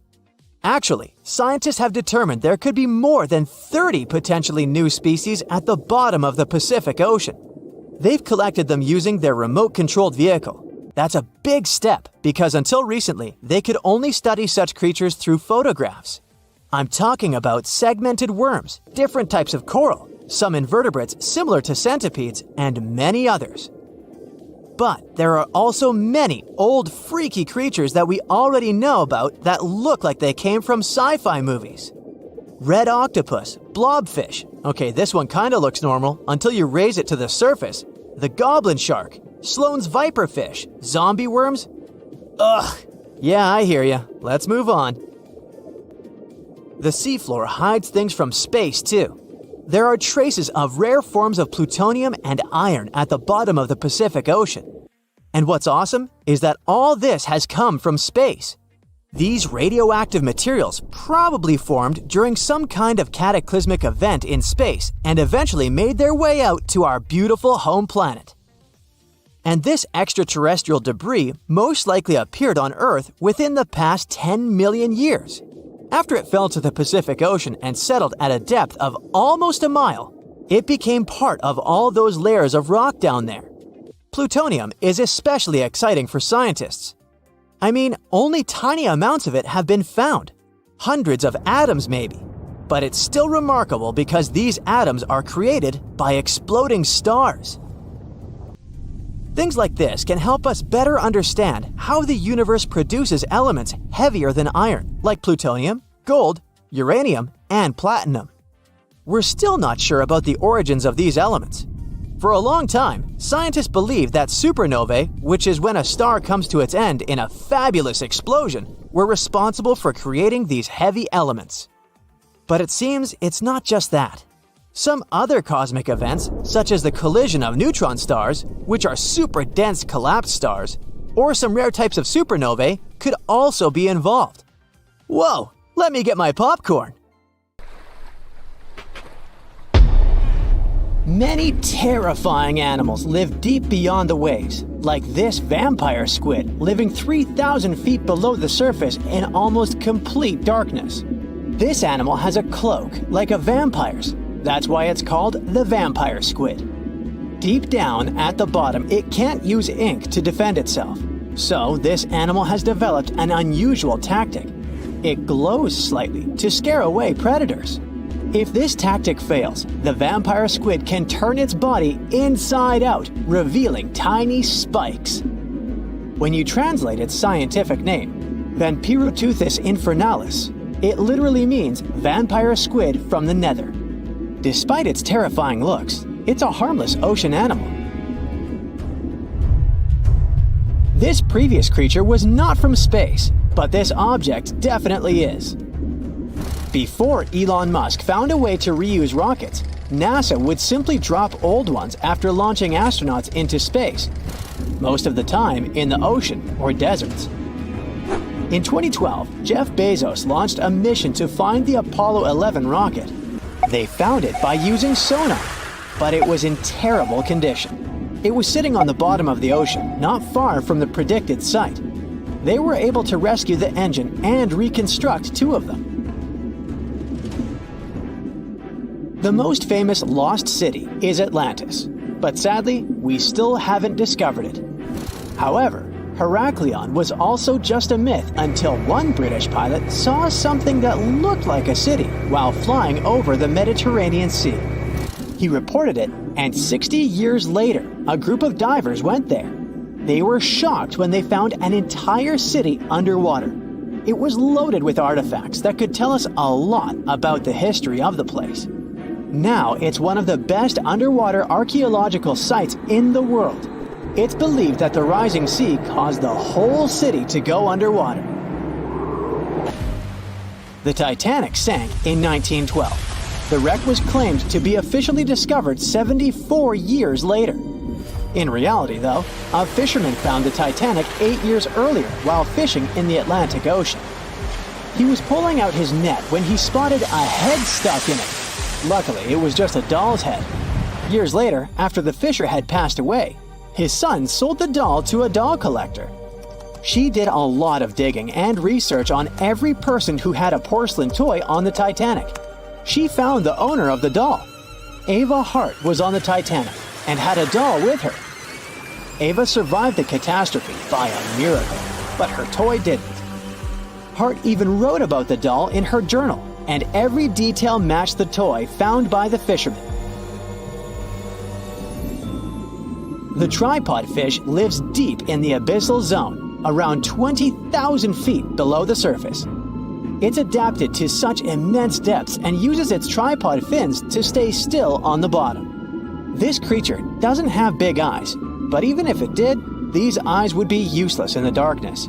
Instead, the tripod fish uses its fins like antennas to detect any movement in the water. This creature doesn't have much luck when it comes to its love life, so it had to develop unique tactics to reproduce. One fish can be both male and female. The next bizarre creature is the lizardfish. It has tons of razor-sharp teeth, a huge mouth, and really big eyes, which it uses for hunting. All this makes the animal look freaky. The lizardfish lives at depths of around 11,000 feet in the midnight zone, where there is zero light. This freak of nature basically eats everything it can fit inside its mouth, from small fish to other lizardfish. On the other hand, when they see other reptile fish, they probably fall in love instead, because finding mates at those depths is not an easy task. Like the tripod fish, the lizardfish can be both male and female at the same time. When you think of a river, you usually picture it on land. Still, nature is quite unpredictable, and it created a river flowing under the ocean in California. It's running at a depth of around 2 miles. This river has everything that an ordinary river has: sunken logs, trees, and rocks. And despite its uniqueness, it's not the only one in the world. There are also others in the Amazon and Greenland. a terrifying creature was discovered near Angola's coast by a remote operating vehicle. It looks like it doesn't have a head or a body.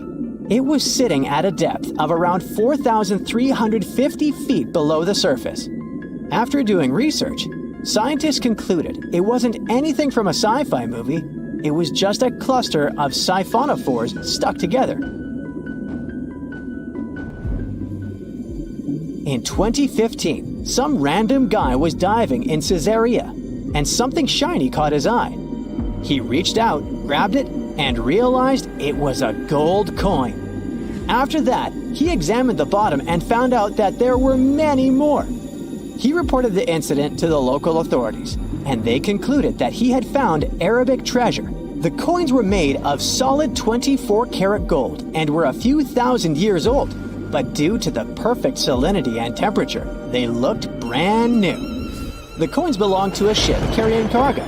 It was caught up in a storm and unfortunately sank. One of the weirdest things ever discovered was found in the Baltic Sea. It's an anomaly that looks as if it was created by a different civilization. It was discovered by Swedish researchers, and they basically had no idea what it was. They had to ask tons of other scientists for their opinions.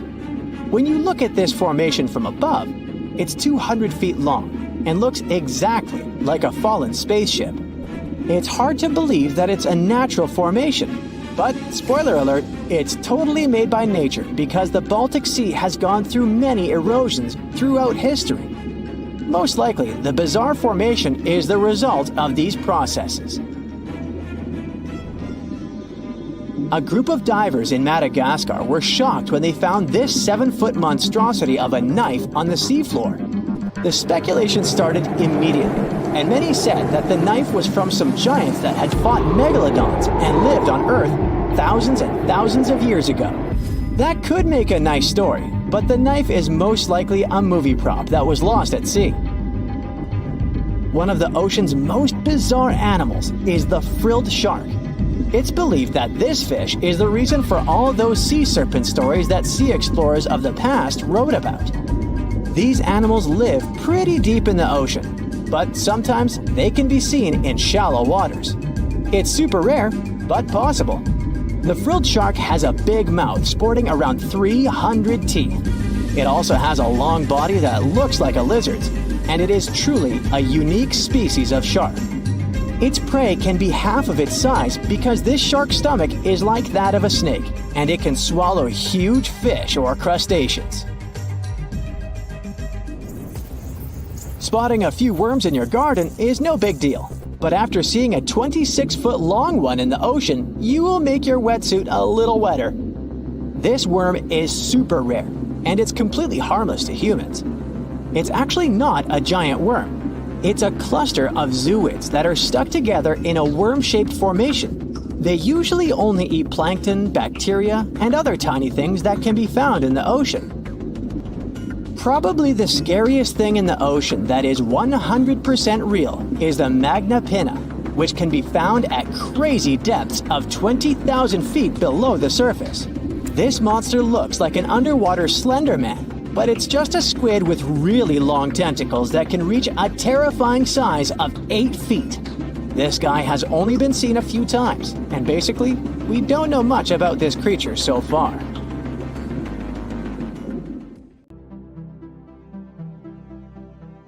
Back in 2018, the biggest active underwater eruption ever happened, at least the one that we could officially record. Scientists followed earthquakes that struck the area in the western Indian Ocean off Madagascar. Between 2018 and 2021, over 11,000 earthquakes struck a small island called Mayan between Madagascar and Mozambique. The strongest one had a magnitude of 5.9. Until then, this area had been pretty peaceful. There had only been 2 earthquakes recorded over 50 years. Along with regular earthquakes, there were also some unusual seismic hums, like earthquakes at pretty low frequencies, forming deep underground. People couldn't feel those hums at the surface, but researchers around the world discovered them and realized they were related to volcanic activity no one actually noticed coming. Something strange happened. That underwater eruption created a giant skyscraper-sized volcano. This new underwater volcano turned out to be around 1.5 times the height of One World Trade Center in New York, and almost 10 times bigger than the Statue of Liberty. The area where it appeared had been explored in 2014, but it was almost flat, peaceful, and empty back then. Now, there is an actual volcano nearly 8,500 feet below sea level. The volcano gets its magma from a super profound reservoir located nearly 34 miles underground. It's the deepest reservoir of volcanic magma that we know about. The Earth has layers, and the middle one is kinda chunky. It's very much like peanut caramel filling many chocolates have. Research shows there are probably hunks of oceanic crust deep inside the Earth's liquid mantle. They're stuck there, creating large lumps in something that was supposed to be a smooth layer. Our planet has a rigid outer layer. It includes a hot upper mantle and cracked crust. The hot mantle moves and churns all the time, making the crust at the surface move too. This way, the oceanic crust dives into the depths and makes huge magma plumes go up toward the planet's surface. Scientists even found an ancient piece of the Pacific Ocean hundreds of miles underneath China. Those are the old remains of the Pacific seabed from long ago, and they were pulled downward below Earth's surface into the mantle transition zone. This rocky slab that used to be at the bottom of the ocean is made of the crust and some solid parts of the upper mantle. Most of the volcanic activity on our planet happens where we don't even see it, under the surface of the ocean. About 70% of all volcanic activity happens in the oceans, and mostly in the area of the South Pacific, with over 1,100 volcanoes squeezed into that area. Coastal cliffs, mountain changes, soils, and sediments that line valleys. These are only a small portion of the rocks on our planet. Oceans hide so much more deep down below the Earth's surface. In between the Earth's surface and its core is the mantle. It's a warm, thick layer of rock that moves and flows constantly. Some hundreds of miles below, there's a place where diamonds grow. As they form, they go through high temperatures and pressure, after which they eventually freeze. That way, when they arrive at the surface, scientists can explore their structure, find out how they formed, and understand better what's going on in the depths of our planet. Thanks to diamonds, they realized the mantle was very wet, and it possibly contained much more water than all the oceans on Earth. Our planet is eating up its own oceans. As its tectonic plates move, dive, and go beneath one another, they drag huge amounts of water into the Earth's interior. The water beneath the surface of our planet can help with developing magma and lubricate faults, which actually makes earthquakes more likely to happen. Water is actually stored in the minerals. It gets incorporated into the planet's crust when new oceanic plates form. They go through the process of bending and cracking as they grind under other plates, and huge amounts of water then go deep into the crust and mantle. Scientists research an area that's 18 miles under the surface. They realize these zones pull 3 billion teragrams, which is more than 2 billion pounds. Any ocean is like a whole new world. There are incredible sceneries below the surface, magnificent waterfalls, lakes, and rivers. There are thick layers of salt beneath the seafloor, and rivers and lakes form because seawater goes through those layers and dissolves them, creating something that resembles pools. The dissolved salt makes the surrounding water denser. That water then settles there, which eventually forms underwater lakes or rivers. But there are also mountain chains, trenches, canyons. There's a canyon in the Bering Sea with more than 8,500 feet of vertical relief. This makes the Grand Canyon look way smaller than it is, since the underwater canyon is nearly 2,500 feet deeper. Deep parts of the ocean are really cold. The temperature of the water can be about 40 degrees, but at the bottom, water can get boiling hot. There are hydrothermal vents in the seafloor. Those are the hot springs located at the edges of tectonic plates. The water they release can reach a temperature of up to 750 degrees Fahrenheit, but the pressure at such depths is very intense. So intense, no human being can handle it. Still, it's the pressure that keeps the water from boiling. Ocean depth is on average 2.3 miles. Light waves can still enter at 3,280 feet, even though it's in a very small amount, so all the mysteries hidden below that point remain in total darkness. The actual illuminated part of the ocean goes until 600 feet. Even though the sun gives us light, most of our planet is dark all the time. It's all because of the oceans, covering over 70% of our planet. The loudest sound that came from an ocean, and of the loudest sounds ever recorded, came from an ice quake. It was so loud, researchers picked it up by sensors more than 3,000 miles away. There was a seismic activity that made frozen ground break down.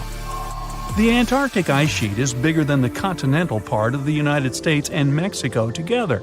A big iceberg from Antarctica holds over 20 billion gallons of water, which could make a 5-year water supply for 1 million people. Humans can generally drink sea ice, although we can't drink seawater. As time goes by and the ice ages, the brine trapped between ice crystals drains out. That way, ice becomes fresh enough to consume it. If all the ice sheets and glaciers we have on the Earth melted at the same time, the sea level would rise another 260 feet, which is just a little shorter than the Statue of Liberty, the height of a 26-story building. Clams live long enough to tell us more about oceans past. Ancient mollusks can live for more than 500 years. To learn more about a tree, you can use its rings to see how old it is. To learn how old a mollusk is, you can examine its rings within the shell and tell. This is also how scientists get information about the ocean, climate, and whatsoever. Clams can help take a look at what happened about 1,000 years ago. The Earth doesn't have 4 but 5 oceans now. The new one, called the Southern Ocean, was officially recognized only a few months ago. It borders the Atlantic, Pacific, and Indian Oceans, so scientists couldn't agree if it's really a new ocean or just part of the colder regions of these 3. We don't only divide oceans on maps, each has different conditions for unique marine species. For example, the Southern Ocean has leopard seals, orcas, minke whales, emperor penguins, and other animals that live in cold, icy seas. It's also home to krill, small creatures that look like shrimp and are food for many bigger animals that live there. Life on our planet started about 3.5 billion years ago. I wasn't around then. It's still a mystery how and when exactly, but some theories say life could have first emerged in the depths of the ocean. A few years ago, scientists found microscopic tubes and filaments within rocks formed about 4 billion years ago. These rocks are fragments of ancient oceanic crust. Also, these tiny tubes and filaments are similar to microbes that can still be found on hydrothermal vents in deep parts of the ocean. The idea is these living cells found conditions to stay alive in tiny rocky pores inside the chimneys of those vents, and started the amazing adventure of the evolution of life on our planet. We've heard stories about people surviving in the desert, Amazon forest, and uninhabited islands for weeks. Such stories show how tough and resilient people can be. But among these many cases, there is one that can really amaze you. It's the story about a guy who spent 3 days inside a sunken ship at the bottom of the Atlantic Ocean. He didn't have oxygen tanks, electricity, communications, or food, but he survived. So, it all happened in 2013 on a tugboat that was moving through the Atlantic waters along the coast of Nigeria. That day, early in the morning, there was a small storm. The tug was pulling a vessel with oil tanks. Then, all of a sudden, a huge wave formed. It crashed into the ship and broke the cable. At 4:30 a.m., the tugboat turned upside down. Its entire deck was underwater, and the ship's hull stuck out from the surface. The boat began to sink slowly. The crew of 12 people were trapped, as they all were in their locked rooms. They had closed the doors in their cabins as a precaution, since there were many pirates in those waters. Because of the locked rooms, they couldn't get out. But one of them, cook Harrison Okina, was in the bathroom during this time. The bathroom turned over. Harrison fell on the ceiling. All the clothes and toilet shelves fell on his head. He was stunned and didn't understand what was happening. When he heard the screams of the other crew members, he realized that the ship was sinking. Harrison struggled to his feet. Holding onto the walls, he slowly went out of the cabin. The water level rose above his head. Harrison took a deep breath. He intuitively, driven by fear, reached the engineering room. There was a small pocket with air. This space wasn't wholly flooded, since the water didn't get there, and the air hadn't come out. Harrison realized that this was the safest place for him at that moment. He had no fresh water and no food. He was in a cold, damp room. The floor was flooded, and Harrison's feet began to freeze. There was almost no chance of survival. The man found a soda bottle inside the room and a life jacket with 2 flashlights attached to it. By this time, the ship had descended to the bottom of the ocean at a depth of 100 feet. This is about the height of a 10-story building. The ship's hull was squeezed and made a grinding noise due to the pressure of the water. Then, Harrison heard a strange movement outside the door. It was sharks and other fish that were investigating the deck. At this point, Harrison began to lose hope. Lack of food supplies and pressure weren't the main problems. The air pocket was small, which meant there was little oxygen.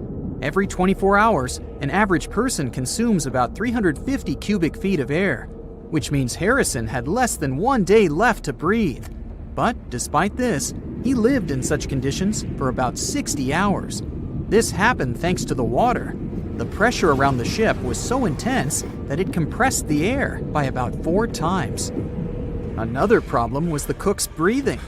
When we inhale, we absorb oxygen. When we exhale, we release carbon dioxide. This substance is dangerous to your health if its concentration in the air is 5%. Harrison slowly filled the room with carbon dioxide, and he couldn't get out. With each hour, it became harder to breathe. But here again, he was lucky. Water absorbs carbon dioxide, and Harrison moved and splashed it in different directions. Thus, unknowingly, he increased the water area and kept the carbon dioxide level below critical. But even here, his dangers were not over.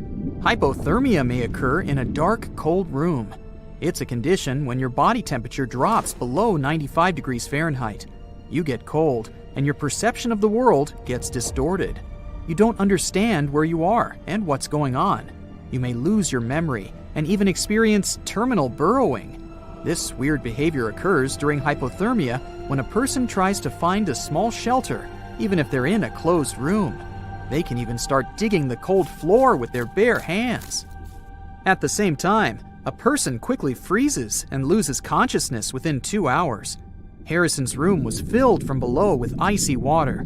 He wouldn't have survived in such conditions if he had stayed on the floor for several hours. But he managed to build a small platform with a mattress. This kept him slightly above the water level. With each passing hour, fear and despair more and more bound the survivor's mind. He couldn't get out for many reasons. One of them was that only a little sunlight passes to such a depth, and Harrison couldn't see it. The soda bottle was almost empty, and the flashlight stopped working. The man found himself in pitch darkness, but his salvation was close. While rescuers were searching for survivors nearby, he was thinking about his family and life. Harrison noticed rays of light through a hole in the wreckage. Divers were examining the seabed. It was the only chance to survive. Harrison came out of the air pocket and swam towards the rescuers. He was making his way through the darkness. The ray of light coming from the diver's flashlight disappeared. Harrison tried blindly to find the diver, but they were at the other end of the deck. His oxygen was running out, so Harrison decided to return. There was almost no air left in his lungs. He began to suffocate, but still got to the rescue room. The main thing was not to despair. It was his only chance for salvation. After catching his breath and replenishing the oxygen supply in his lungs, Harrison made a second attempt. He got out of the room and noticed the diver. He swam towards them with all of his might.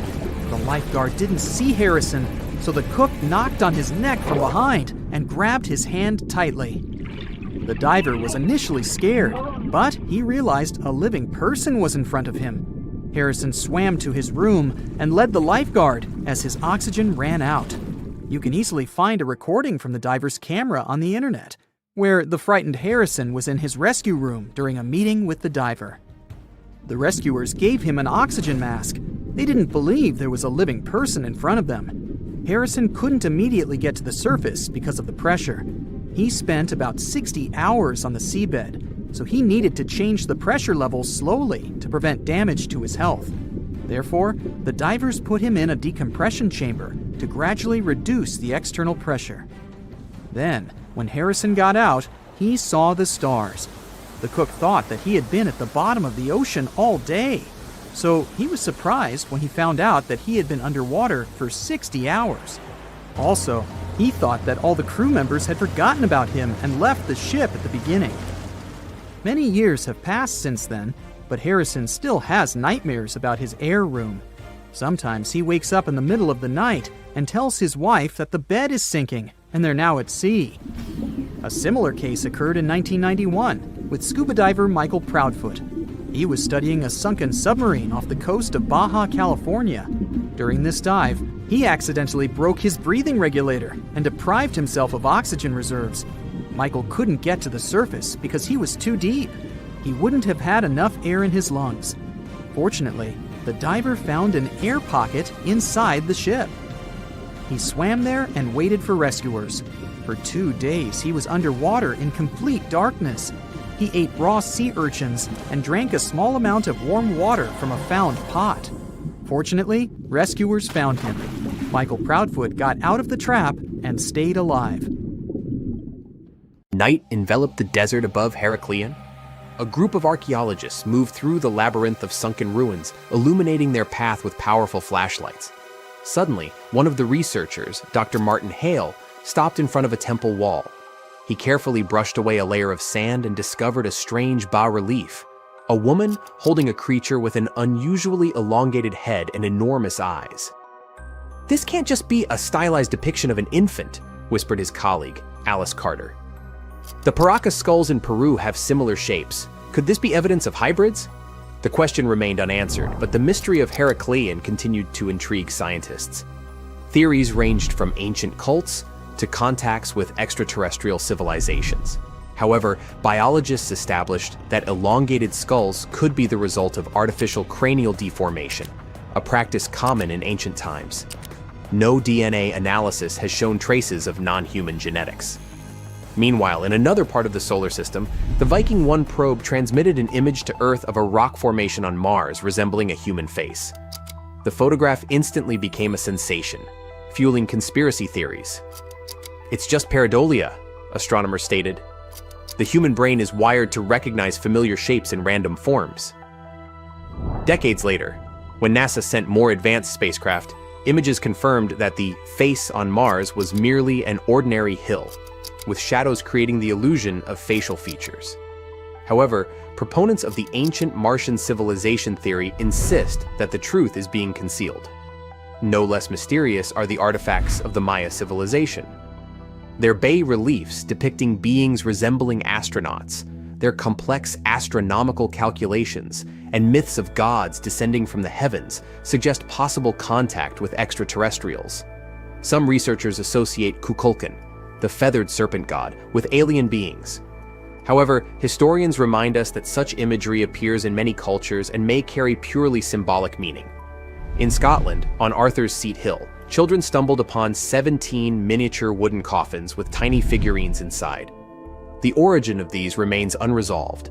Were they ritual offerings, connected to the murderers Burke and Hare, who sold their victims' bodies for medical research, or simply children's toys mistakenly perceived as something mystical? Some theories suggest they could have been a form of symbolic burial for souls who never received a proper grave. Others believe they were connected to an ancient superstition meant to ward off evil spirits. Another hypothesis suggests they were linked to an old Scottish practice of making talismans for protection against supernatural forces. The Antikythera mechanism found off the coast of Greece is another ancient enigma. This intricate device, over 2,000 years old, turned out to be an astronomical calculator ahead of its time. Studies revealed that the mechanism was used to calculate planetary movements and eclipses, proving the advanced knowledge of ancient Greek science. Many researchers now believe that similar devices might have existed, but no other examples have been discovered. Recent images from the Perseverance rover uncovered mysterious square structures on Mars. Geologists attribute them to natural crystallization and erosion processes, but UFO enthusiasts are convinced they are ruins of ancient constructions. The formations bear a striking resemblance to rectangular patterns seen in some ancient Earth structures, further fueling debates about potential past life on the Red Planet. In Germany, during excavations near Marburg Castle, students discovered a pocket sundial. The miniature device, several centuries old, amazed researchers with its precision and craftsmanship. Who owned it? Was it part of monastic heritage, used for prayers on a strict schedule? Experts believe that such sundials were rare and expensive, likely belonging to high-ranking individuals or scholars deeply engaged in astronomy and mathematics. Yet one of the most intriguing discoveries remains the Sabu disk, a 5,000-year-old artifact from Egypt. Its purpose remains debated. Some believe it was a ritual object, while others think it had a technical function, possibly part of an ancient machine. Some engineers speculate that its shape suggests it could have been part of a primitive flywheel or a component of an unknown mechanism. Certain studies suggest it could have been related to liquid movement or even served as a part of a lost mechanical system. Despite extensive research, its true function remains an enigma, adding to the ongoing fascination with the technological capabilities of early civilizations. The world is full of mysteries. Every solved enigma raises new questions. Were these artifacts merely the result of human ingenuity, or evidence of contact with forces we have yet to understand? As new discoveries emerge, the past continues to challenge our understanding, reminding us that history holds secrets waiting to be uncovered. Scientists discovered something Atlantis-like near Australia. There used to be an entire continent that's now underwater. Here's what happened to it. Around 70,000 years ago, during the last ice age, there was a huge landmass called Sahul. It was located in the southwestern Pacific Ocean. This ancient supercontinent connected what we now know as Australia, New Guinea, Tasmania, and the Aru Islands into one giant piece of land. Imagine lush tropical rainforests surrounded by beautiful mountains. Sahul's tallest mountains were in the New Guinea highlands, with peaks reaching over 13,000 feet. This beautiful place was home to a variety of unique animals, most of which were pouched creatures. But back then, they weren't just koalas and kangaroos. Sahul was filled with different types of grazers, burrowers, scavengers, and predators. It was home to a huge diprotodon, a powerful hunter Thiosolio, and a horrifying Megalania, a creature that's much larger than any living lizard today. It was a unique place because the rest of the world was filled with placental animals at the time, like wolves, elephants, and humans. In Sahul, the only normal mammals were bats and rodents. But not all its parts were the same. The Timor, Arafura, and Carpentaria regions were covered by hot savanna and dry forests. It looked kinda like modern Australia, hot air deserts with scrubland, steppe, and temperate forests along the eastern coast. Back then, people were migrating all across the world. They made an incredible journey from Southeast Asia to Sahul and first arrived here from 60 to 45,000 years ago. They mostly traveled by foot and crossed the sea using bamboo rafts and simple boats. They came there from an ancient landmass called Sunda, which includes parts of Southeast Asia. They traveled across a series of islands known as Wallachia and eventually spread across Sahul. And it wasn't a small journey. Sahul was huge, around 4.1 million square miles.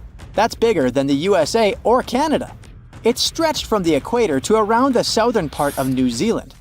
So they arrived in what is now Australia and became Australia's first people. Scientists think that Sahul had a population of 500,000. We've discovered cave paintings that date back around 40,000 years. It's a hunting scene depicting an anoa, or miniature buffalo, facing figures of humans and animals. Researchers are trying to figure out how these early settlers moved across Sahul and where we might find archaeological evidence of their journey. To do this, they created a landscape evolution model.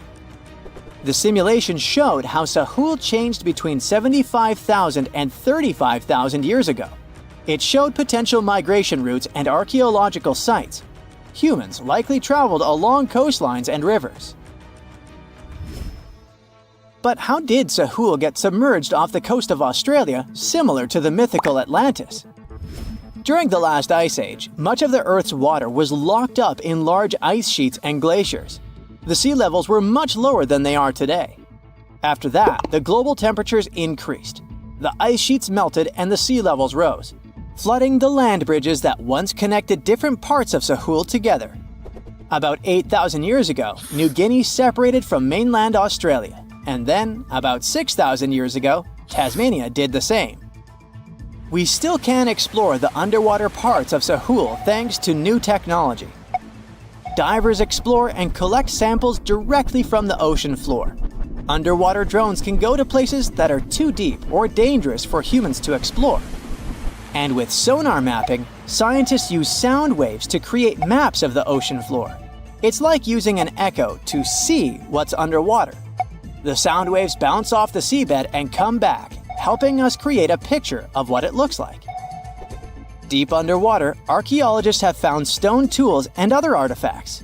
They also discovered fossils of animals like Diprotodon and Thylacoleo. By studying the underwater terrain of Sahul, they learned about the ancient rivers, lakes, and coastlines that existed during the Ice Age. But Sahul isn't the only underwater continent. Sahul isn't the only hidden gem of Southeast Asia. Take Sundaland, a place made up of Sumatra, Java, Borneo, and some other islands. This place was crazy huge during the Ice Age, but now almost fully underwater. Almost, but not entirely. The parts above the ocean are teeming with life. If you like birds, check this place out. It has almost a fifth of the world's bird species. You can spot colorful birds like the Java hawk eagle and the Bali starling among the lush forests. It's also a home to a fourth of Earth's fish species. Sundaland's waters are a haven for marine life, even the most exotic animals like the Asian arowanas. It's also a treasure trove of flowers. That's where you can find Rafflesia and Titan aurum, the world's largest flowers. This makes it very similar to Zealandia. Zealandia is a long, narrow piece of land about half the size of Australia. It broke from Antarctica about 100 million years ago. Just like Sundaland, it isn't fully underwater. 7% of it stayed above sea level. This sticking out little piece is what we now call New Zealand, along with Stewart Island and some smaller islands. These pieces of Zealandia are lush and warm. They're packed with volcanoes, mountain ranges, beautiful natural geysers, and hot springs. Local people, Maori, use these hot springs for cooking. People place corn, eggs, and vegetables in baskets and lower them directly in the hot springs. Sometimes they cook food in a pit oven using heated rocks. Another hidden world is known as Argoland. This mysterious landmass was once part of Australia, back when dinosaurs chilled around. It drove scientists crazy for decades. They knew it existed because it left a huge stretch on the ancient seafloor, the Argo Abyssal Plain. About 155 million years ago, it broke off from Australia, saying bye-bye. The continent drifted somewhere north, and when it reached Southeast Asia, it just vanished. Scientists had no idea where it went, but recently, they finally found its remains. Turns out, poor Argoland's lower parts started drowning into the Sunda Trench, a horrifyingly deep oceanic pit. The Earth's crust sunk into the mantle. Meanwhile, the upper parts of Argoland were pushed upward, grabbing the younger rocks on land. Because of this, Argoland broke apart into a bunch of smaller pieces. These pieces formed parts of Borneo, Java, Sulawesi, and other regions. The remains are buried under Indonesia and Myanmar. Imagine a colossal landmass the size of Greenland, Greater Adria. Its journey began about 240 million years ago when it broke away from the supercontinent Gondwana. It started moving north, and after 100 million years of enjoying the warm seas, it suddenly crashed into Europe and shattered into pieces. Most of these pieces went deep into the Earth's mantle, but some were scraped off and became part of mountain ranges like the Alps. Today, the remnants of Greater Adria are scattered across more than 30 countries, from Spain to Iran. That's why they're hard to look for. Seychelles was also once part of Gondwana. Yep, these idyllic islands are sitting atop of the ancient continent. We know a lot about it because of its fascinating granite outcrops. 100 years ago, Alfred Wegener discovered continental drift, but no one believed him. These granite outcrops helped him prove that he's not crazy and that tectonic plates really are moving. The Seychelles broke off from India and Madagascar and eventually became a sad loner in the Indian Ocean. This probably happened because of some insanely active volcanoes in the Deccan Traps. But now the islands are home to unique species both on land and in the coral reefs nearby.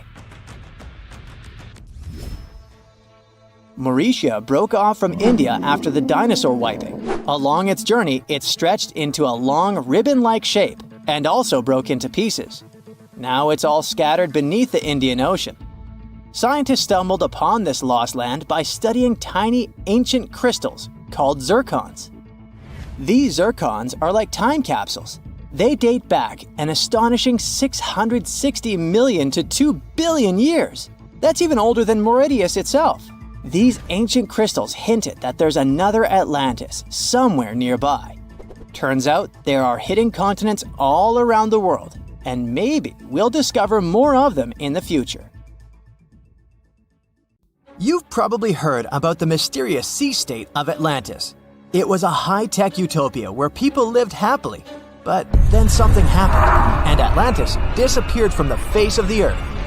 Many people believe that this city lies at the bottom of the Atlantic Ocean. But what if we've been looking in the wrong place all this time? What if it's somewhere different from where they're trying to find it? What if all this time Atlantis was in the middle of the Sahara Desert? Well, this unexpected theory has some evidence, but to study this version, you first need to understand what Atlantis was and how we got to know about it. The very first mention of the mysterious city was in 360 BCE. Ancient philosopher Plato wrote about Atlantis. His work, Dialogues, described Atlantis as a rich land with advanced technologies. Its inhabitants were powerful, intelligent, and beautiful, like superhumans. He described in detail the structure of the city, and this was the main reason why many people believed in the existence of Atlantis. According to his records, the Atlanteans built this place in several concentric circles of black and red stone. Then they covered these circles with brass, tin, and precious metals. In the city, there were water channels on which ships sailed. The Atlanteans were sailors, so they built a passage from their city to the open sea. On the internet, you can find many drawings of Atlantis, created based on Plato's descriptions. Take a look at these drawings and an actual photo of the Eye of the Sahara. This place in the Sahara has a shape of several concentric circles. It looks as if a destroyed city left a trace on the sand. Many people have written online that the lost city was located there, but no one could prove it. Once upon a time, the Sahara was filled with rivers and lakes. In prehistoric times, there was only water there. So far, everything matches. The Eye of the Sahara was first discovered in the 1930s. This place was considered a crater from a fallen meteorite.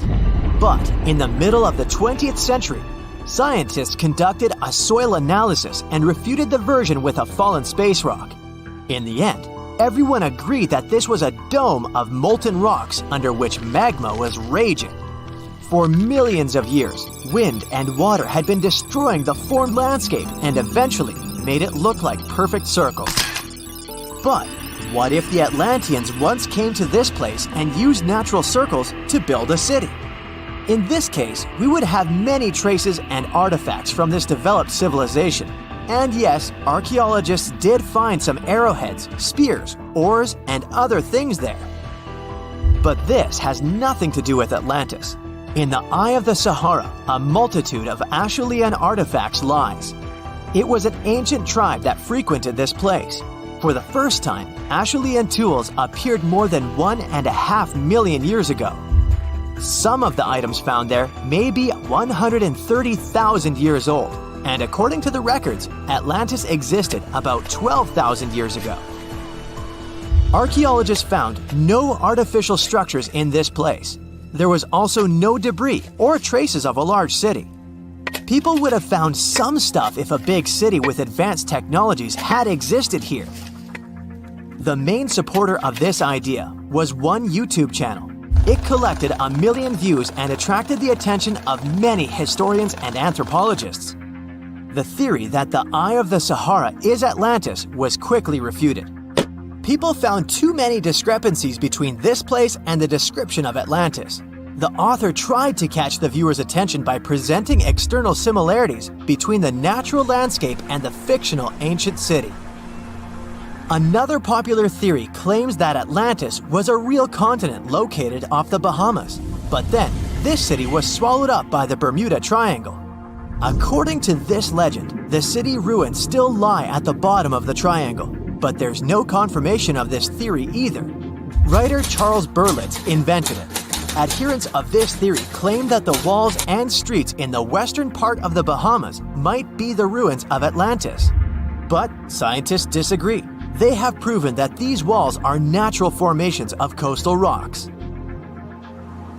There are also rumors that the story of Atlantis was inspired by an actual historical catastrophe, the Black Sea Flood.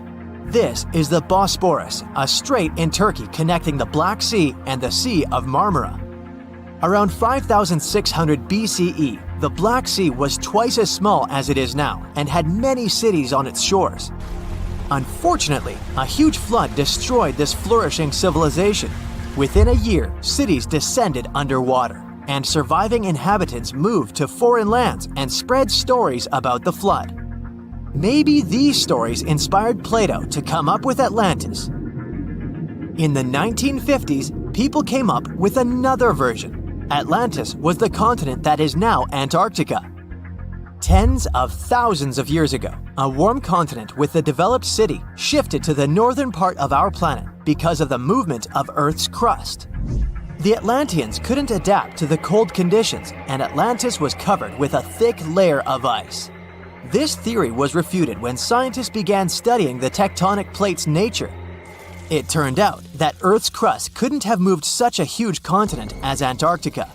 The tectonic plates don't behave this way at all. But the main question is, was Atlantis real? No one had described it before Plato. Perhaps the philosopher came up with it. Maybe he did this to emphasize the correctness of his views on life and to identify his philosophical theories. In his works, he wrote a lot about divine and human nature and how people can destroy this nature. He spoke of decaying ideal societies because of immoral behavior and vices. The Atlanteans were once moral, spiritual people who created a utopia, but then they became greedy and mean. They destroyed their inner nature, and for this, they had to witness the destruction of their city. One night, fires and earthquakes hit Atlantis and plunged the city into the sea. The higher powers punished people for their immoral behavior, and Plato also wanted everyone to be afraid of moral decay. But judging by the descriptions of the earthquakes and fire, it may seem that Atlantis was destroyed by a volcanic eruption, as it was with the ancient Roman city of Pompeii. And such destructions have happened pretty often throughout history. Natural disasters ruined many developed cities. One of the most famous cases occurred in 1100 BCE in the Mediterranean Sea, when a volcanic eruption destroyed the highly developed Minoan society. The Minoan society existed for about 2,000 years. These people mostly lived on the islands of Crete and Santorini, located north of Crete. The Minoans had beautiful houses, a sewage system, and a developed economy. They were engaged in agriculture, grew fruits and vegetables, painted frescoes, and made jewelry. They were the first people to found the thalassocracy, an empire based on the sea. They lived off of fishing, piracy, and maritime trade. At the time, they performed cruel rituals, and their way of life was far from moral. They were used to earthquakes on the island of Santorini, so they reinforced the walls of the city with wooden beams, but they didn't know what a volcanic eruption was. And when the sulfur smell appeared in the air, they didn't suspect the impending catastrophe. When the volcano spilled out tons of lava and ash, all the residents of Santorini abandoned their homes and tried to escape, but they couldn't. The eruption and earthquake triggered a tsunami. A large wave flooded the coastal part of the island of Crete. This hit the economy of the Minoans hard and destroyed their port harbor. Then, foreigners attacked Crete and finally destroyed the developed civilization. Some historians think that Plato could have referred to the Minoan Empire when describing Atlantis. Using their example, he showed how immoral actions could destroy people. A group of underwater explorers stumbled upon a mysterious discovery in June 2011. It was a strange something resting deep under the freezing waters of the Gulf of Bothnia in the Baltic Sea region. The Baltic Sea anomaly, a weirdly shaped feature 210 feet long and 26 feet tall, was discovered 300 feet below the surface using sonar by Oceanic. The team claimed that their electrical equipment stopped working when they got to within 650 feet of the mysterious object. Anything electric that was taken down just stopped working altogether over the site. Moving away from it let the electronics turn back on. It remains a mystery, but the unique shape leads to many claims that it could be part of a former sunken city like Atlantis, or even a mysterious object from outer space that crashed through the ice at some period. The scientists studied samples collected from around the site and determined that it could be a simple glacial deposit carved out from moving glaciers during one of the ice ages. The anomaly is just a piece that was left over, undisturbed for thousands of years. It hasn't been explored enough yet for a true answer. Off the southern tip of Japan lies the Yonaguni Formation. A local diver first noticed these formations in 1986 while searching for new dive sites for tourists. When he saw the large steps that resembled a pyramid, he decided he must have discovered an underwater city.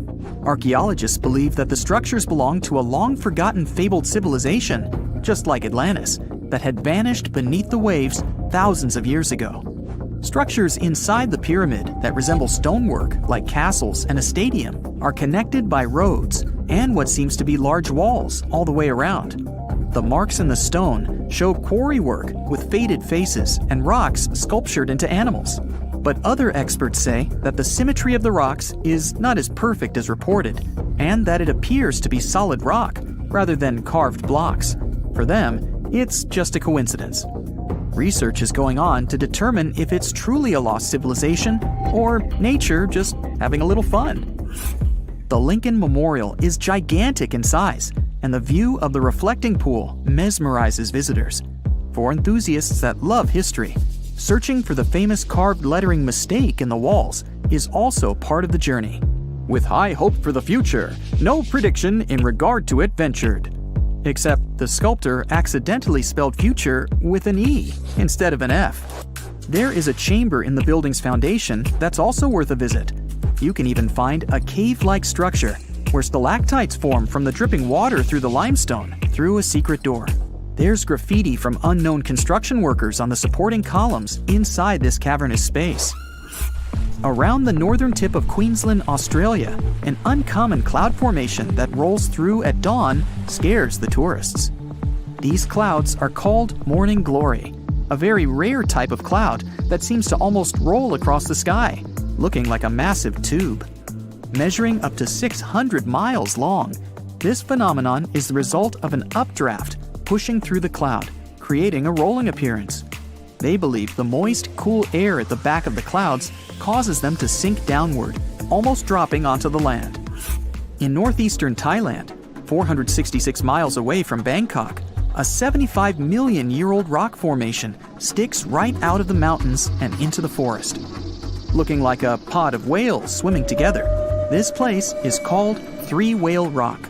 Millions of years ago, this area was just a desert, but archaeological evidence from the Cretaceous period when the T-Rex and Triceratops were out there, show that the land was changing quite dramatically at that time.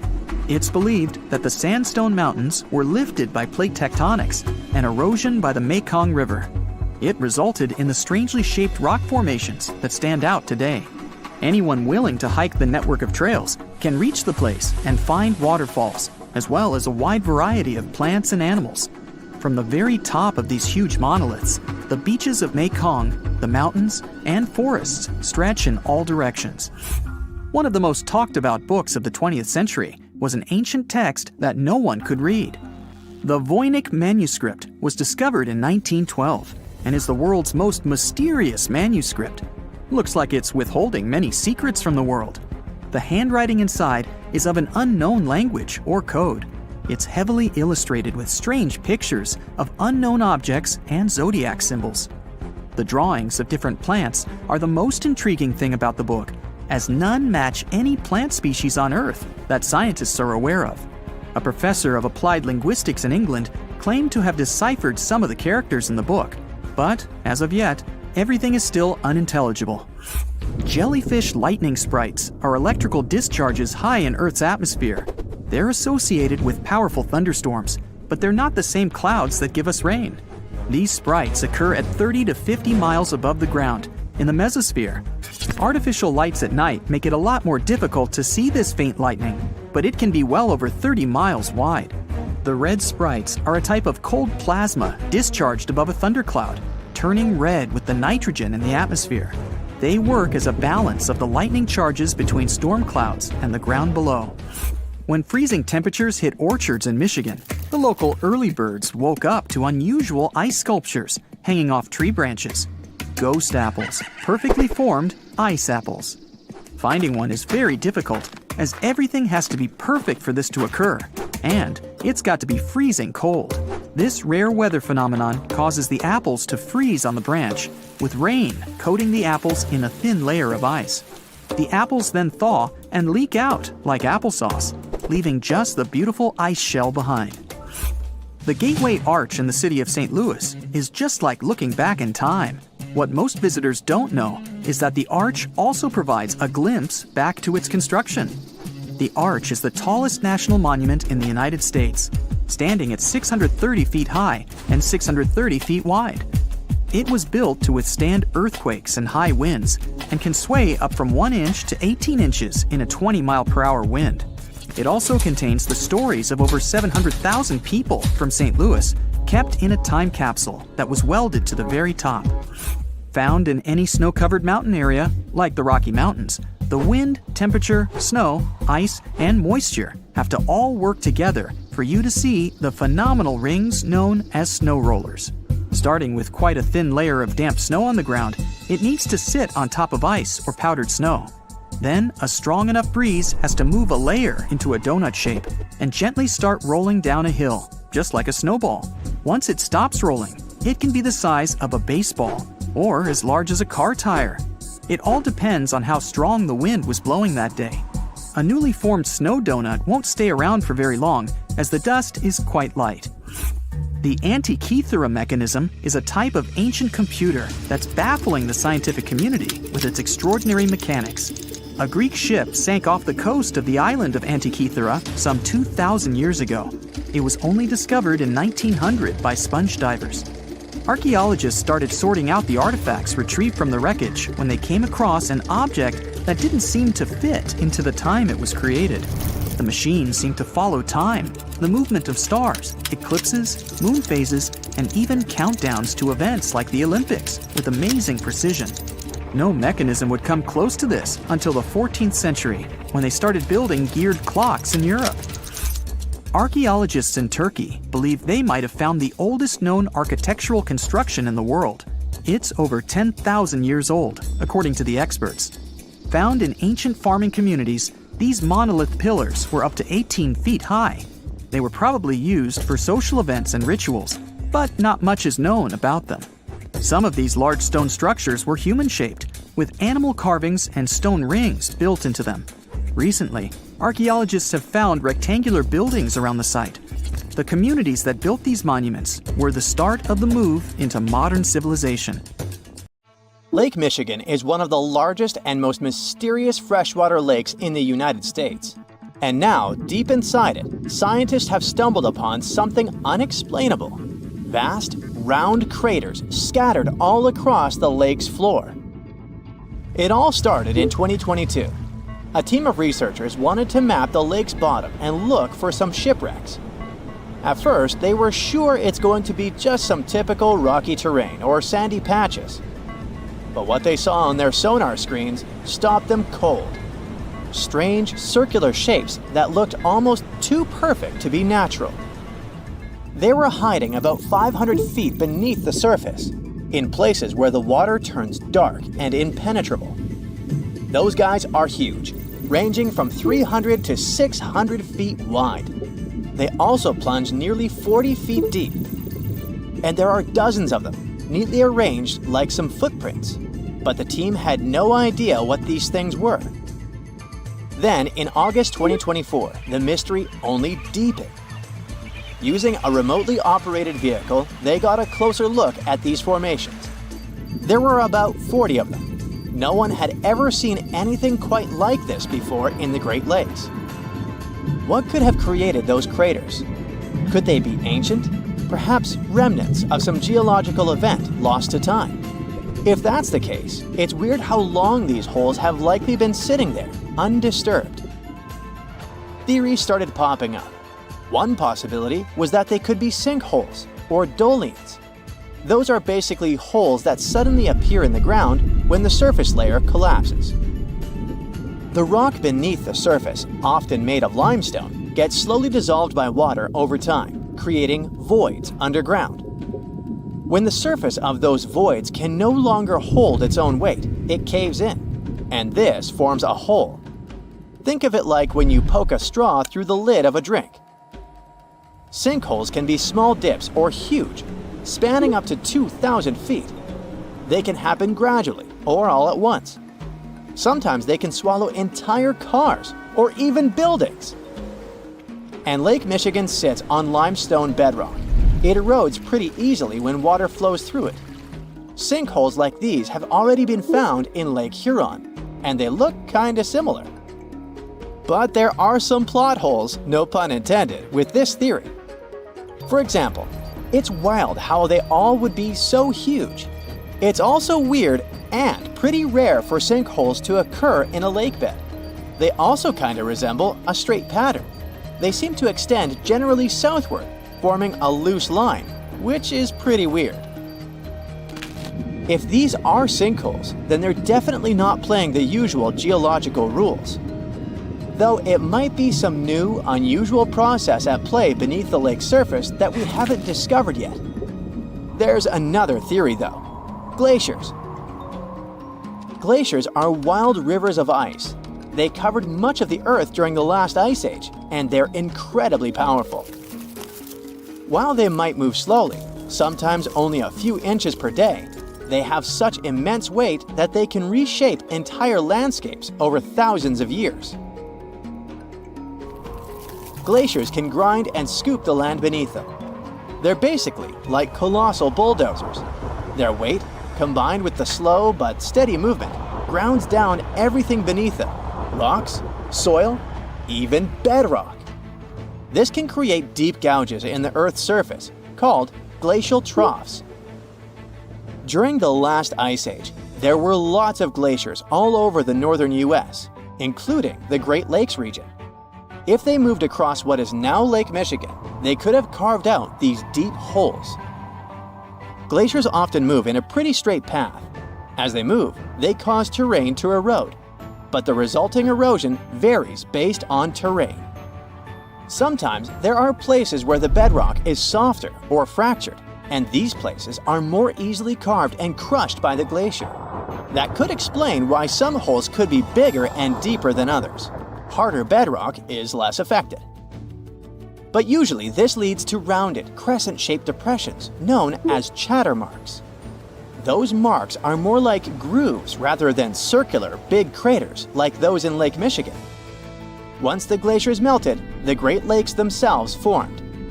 If the craters were formed by them, they may have filled with water, becoming part of the Michigan Lake, Though this theory is more like a speculation, so we need more evidence. But there's another layer to this mystery. The craters are not just curious geological formations. They actually may hold valuable clues about early life on Earth. Parts of Lake Michigan, especially dark ones, are relatively low in oxygen. It's like a lighter version of deep ocean environments that often have very little of this element. For example, hydrothermal vents deep in the ocean, underwater openings in the Earth's crust with some hot, mineral-rich water that are often very low in oxygen.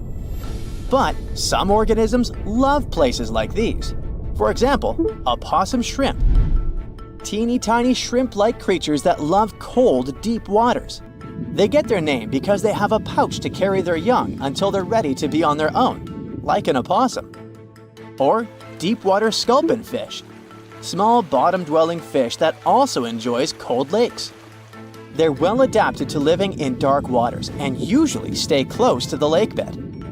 And weird organisms like invasive quagga mussels, which kinda look like shells.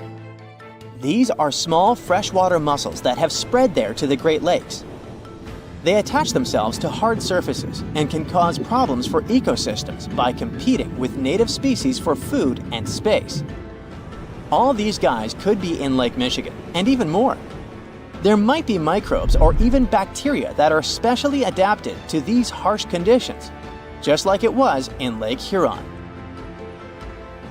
There's only a handful of creatures that could survive deep within these craters, and studying them could give us insight into how life once flourished in Earth's ancient, oxygen-poor oceans.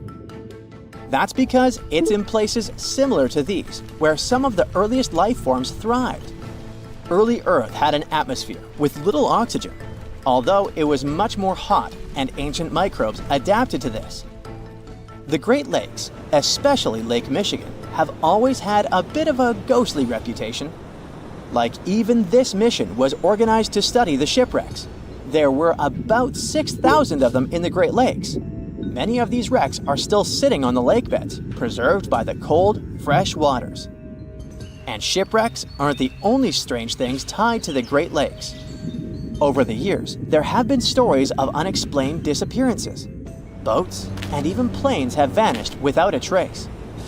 The lakes, often calm on the surface, can suddenly turn dangerous with unpredictable storms and massive waves, leading to these mysterious events. Not even mentioning all the creepy stuff people noticed there over the centuries, such as ghostly lights above water or bizarre weather patterns like eerie, sudden fogs that seem to appear out of nowhere. In 2007, they even discovered some prehistoric structure that looks like Stonehenge there. Well, it was way smaller, but still. It lay about 40 feet below the surface in the heart of Grand Traverse Bay, and it's speculated to be about 9,000 years old, way older than Stonehenge. Looks like this is a print of those who lived in the area thousands of years ago. These massive stones are arranged in a careful, winding pattern stretching over a mile. They range in size from basketballs to compact cars. But one, in particular, stands out. A boulder 3.5 to 4 feet tall, 5 feet wide. It's etched with the image of a mastodon, a creature that roamed the Earth about 11,000 years ago before it went extinct. It probably sank there during the end of the last ice age we mentioned. This period had reshaped the region. This place is underwater now, but back in the day, it was still dry land. So the stones were probably created by people who lived there, though we're not sure why. Were they used as hunting blinds? Or was it some sort of an ancient calendar? Who knows? Only about 15% of the Great Lakes floors have been explored. Now, scientists are gearing up for a deeper dive into this mystery, both literally and figuratively. They want to analyze the lake beds surrounding the craters, hoping that maybe something in the environment around them might have caused them to appear. They have initiatives like Lakebed 2030. These missions should map the entire underwater landscape. This would help us learn tons of interesting stuff about Lake Michigan and our planet's past. Who knows what other secrets these dark waters hide? It happened 66 million years ago. Hey, it could have been September. A massive asteroid slammed into Earth, bringing along chaos and devastation. The tragic aftermath of the terrifying collision led to the extinction of dinosaurs. Yes, I'm talking about the Chicxulub asteroid that left a massive crater in Mexico and changed life on Earth forever. And now, it turns out it wasn't the only cosmic rock to hit our planet during that time. Scientists have just confirmed there was another asteroid. This second space rock wasn't as big as Chicxulub, but it still packed a punch. It crashed to the ground off the coast of West Africa, smashing into the ocean and leaving a crater called the Nadir crater. And tell you what, it wasn't a small splash. The impact was so powerful, it triggered a whole tsunami. It was more than 2,600 feet high, almost as high as the Burj Khalifa, the tallest man-made structure in the world. But how did we come to the conclusion that there was a second impact? Well, this researcher spotted the Nadir crater in 2022. Dr. Nicholson was looking for some high-tech scans of the ocean floor when he noticed a massive 5.5-mile-wide depression under almost 1,000 feet of water. Well, he thought it could be an asteroid impact crater, but at the time, the evidence he had wasn't solid. But now, scientists have confirmed that this is the real deal. A second asteroid did hit Earth during the dinosaur extinction era. Now, let's see how they figured all this out. For one thing, there were those super high-resolution 3D seismic images. They allowed researchers to peel back layers of the ocean floor and get a crystal-clear look at the crater. It was like going from a blurry old ultrasound to the kind of 3D scans where you can see every little feature. Their findings confirm that the crater was left by an asteroid, somewhere between 1,500 to 1,640 feet wide. And it didn't just create a hole in the ground. The impact was so intense that it produced a central peak, formed escalating ridges around the crater, and even left a damage zone that stretched out for thousands of miles. Using those super detailed images, the scientists have managed to reconstruct what happened right after the asteroid hit the surface of our planet. First, it slammed into the ocean, creating an initial bowl-shaped crater. As the shockwave spread, the seabed was shaken so violently that it triggered landslides, and the soft sediment surrounding the crater collapsed inward, creating a noticeable brim. As you already know, the impact also triggered a tsunami, and it was so shockingly powerful that its waves didn't just go outward, they actually turned back towards the crater, leaving huge scars on the ocean floor. And this wasn't just one big wave. No, it was a whole series of them, a train of tsunamis smashing everything in their path. Now, this second asteroid impact is a huge deal for scientists.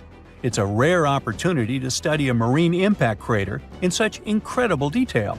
There are only about 20 confirmed marine craters in the world, and none of them have been captured with this level of precision before. Plus, this data allows scientists to test new ideas about how craters form in water. You see, unlike craters on land, marine craters are hidden under layers of sediment, which makes them tricky to study. But with this new 3D imaging, we can look at the crater in all its layers. It's like slicing into a cake to see what's inside. Dr. Nicholson and his team are now dreaming of drilling into the crater and recovering samples from deep below the ocean floor. This would allow them to measure the shock pressure during the impact and figure out what happened in the minutes, hours, and days following the collision. Of course, the Chicxulub asteroid is still the star of the show when it comes to the dinosaurs' extinction.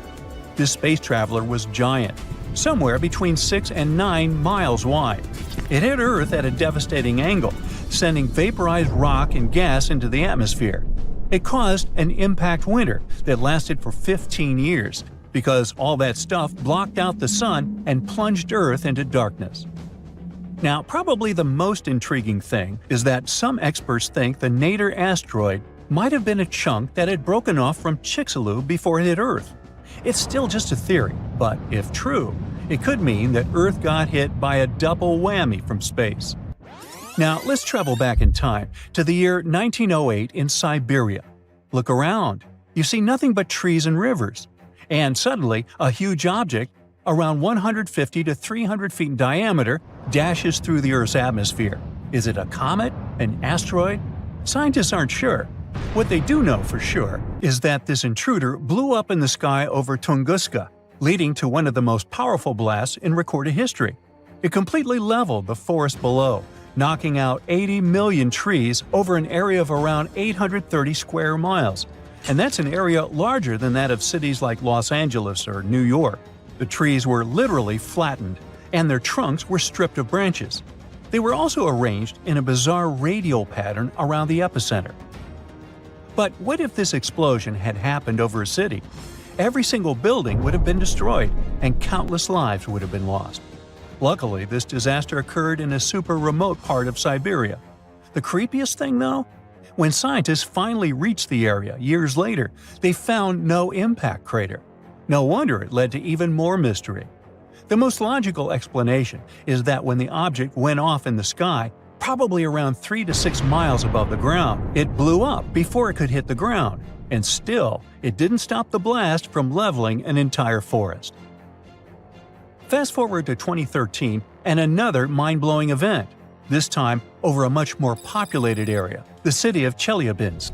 It was a regular February morning when an asteroid about 60 feet in diameter entered Earth's atmosphere, lighting up the sky.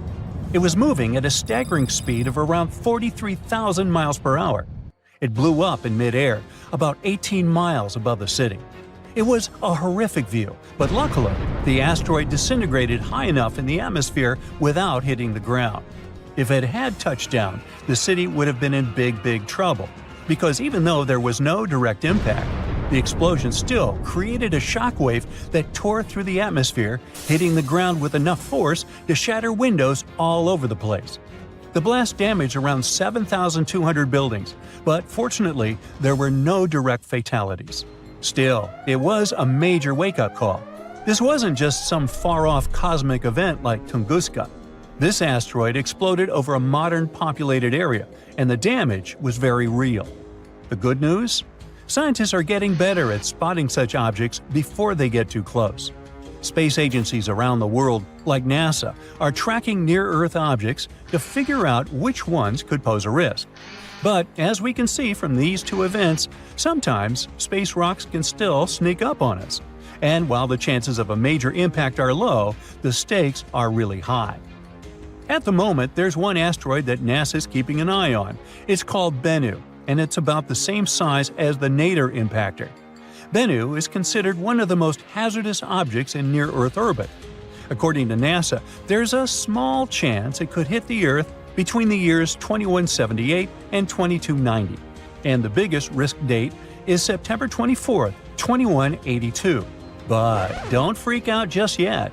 The odds of the impact are only 1 in 2,700, but still, it's a reminder that Earth is always in the cosmic firing line. So, a mysterious discovery was made deep in the Red Sea, the so-called death pools. Woo, that's scary. In 2020, researchers embarked on a dive into the Red Sea.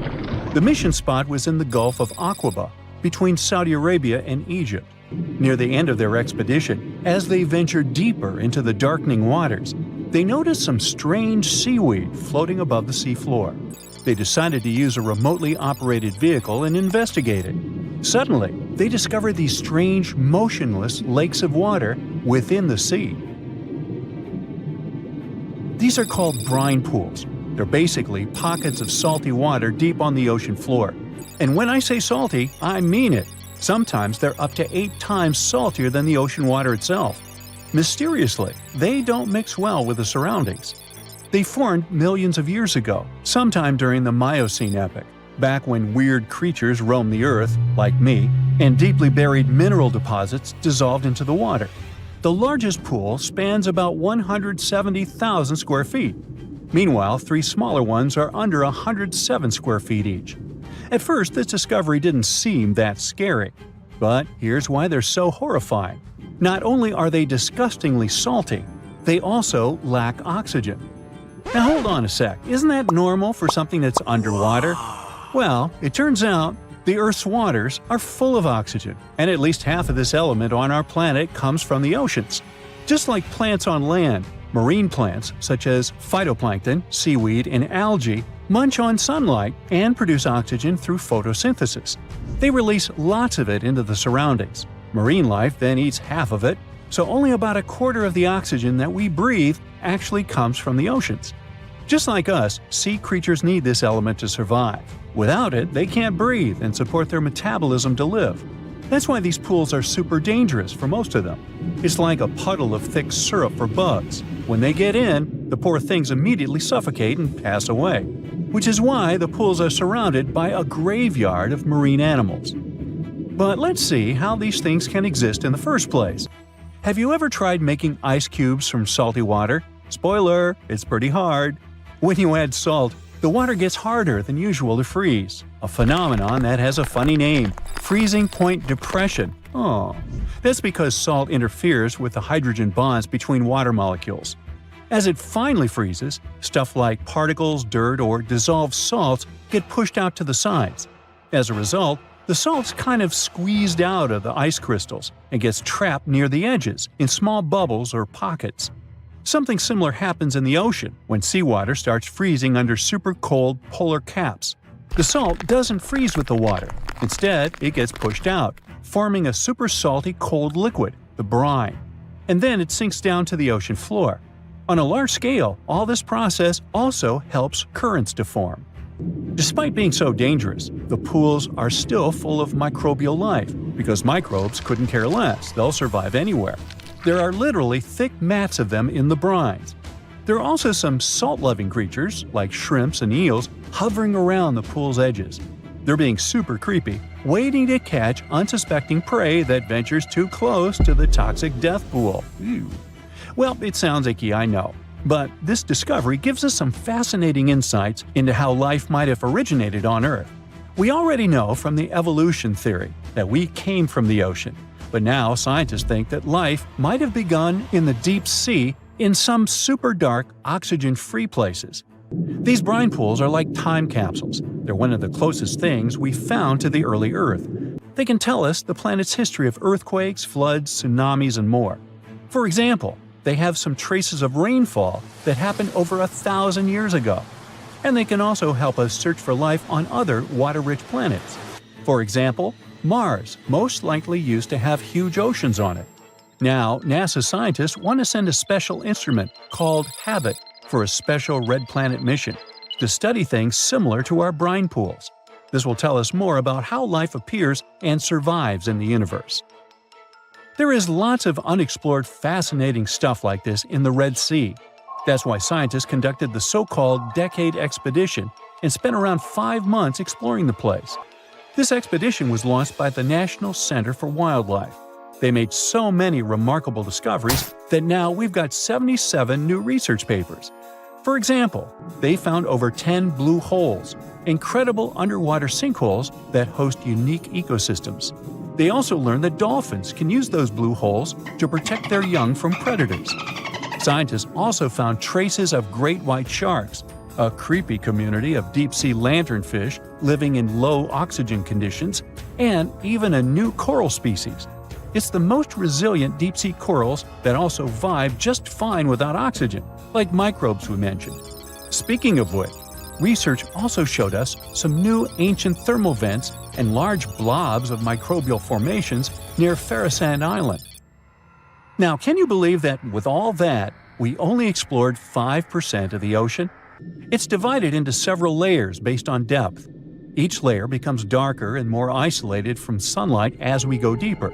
The places that no sunlight can reach are terrifying. Now, the fun, cute layer with dolphins and turtles is called the epipelagic or sunlight zone.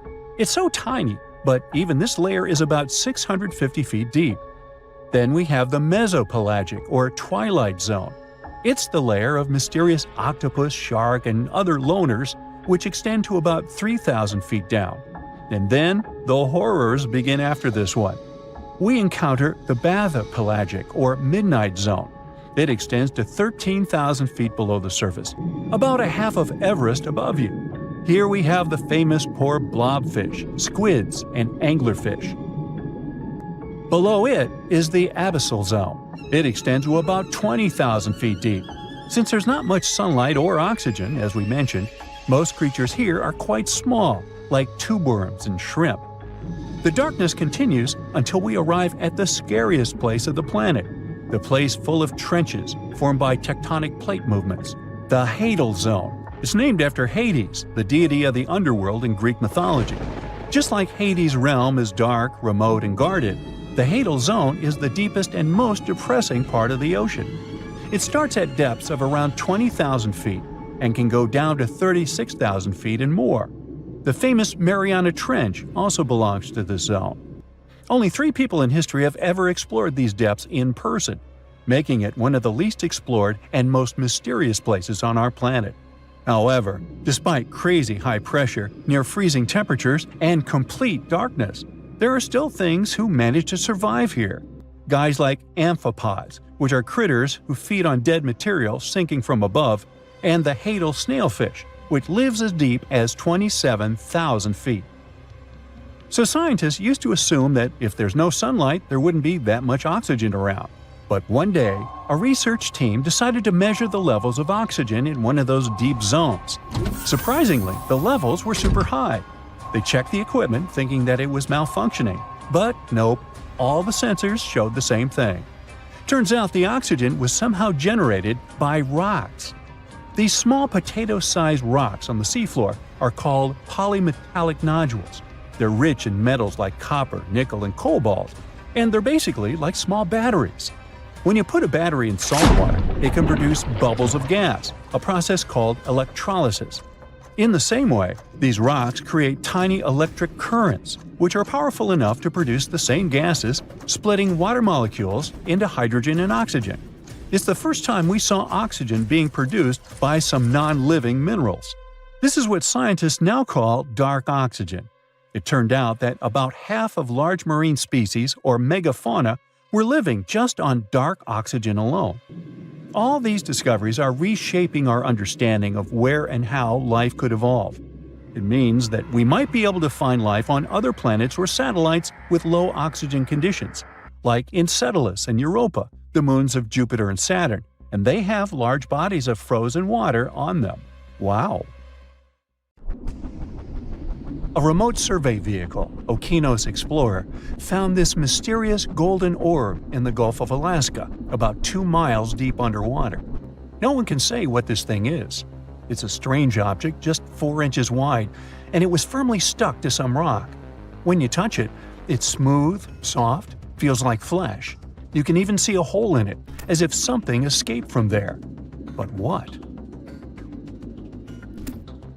Divers brought the mysterious orb to the lab from the Pacific Ocean. They felt like in the beginning of a horror movie, almost as if you poked this thing, something would jump at you. This could happen if they had found it sooner. The hole in that orb means something alive tried to get inside or break out from inside, which is why scientists assume that this is an egg.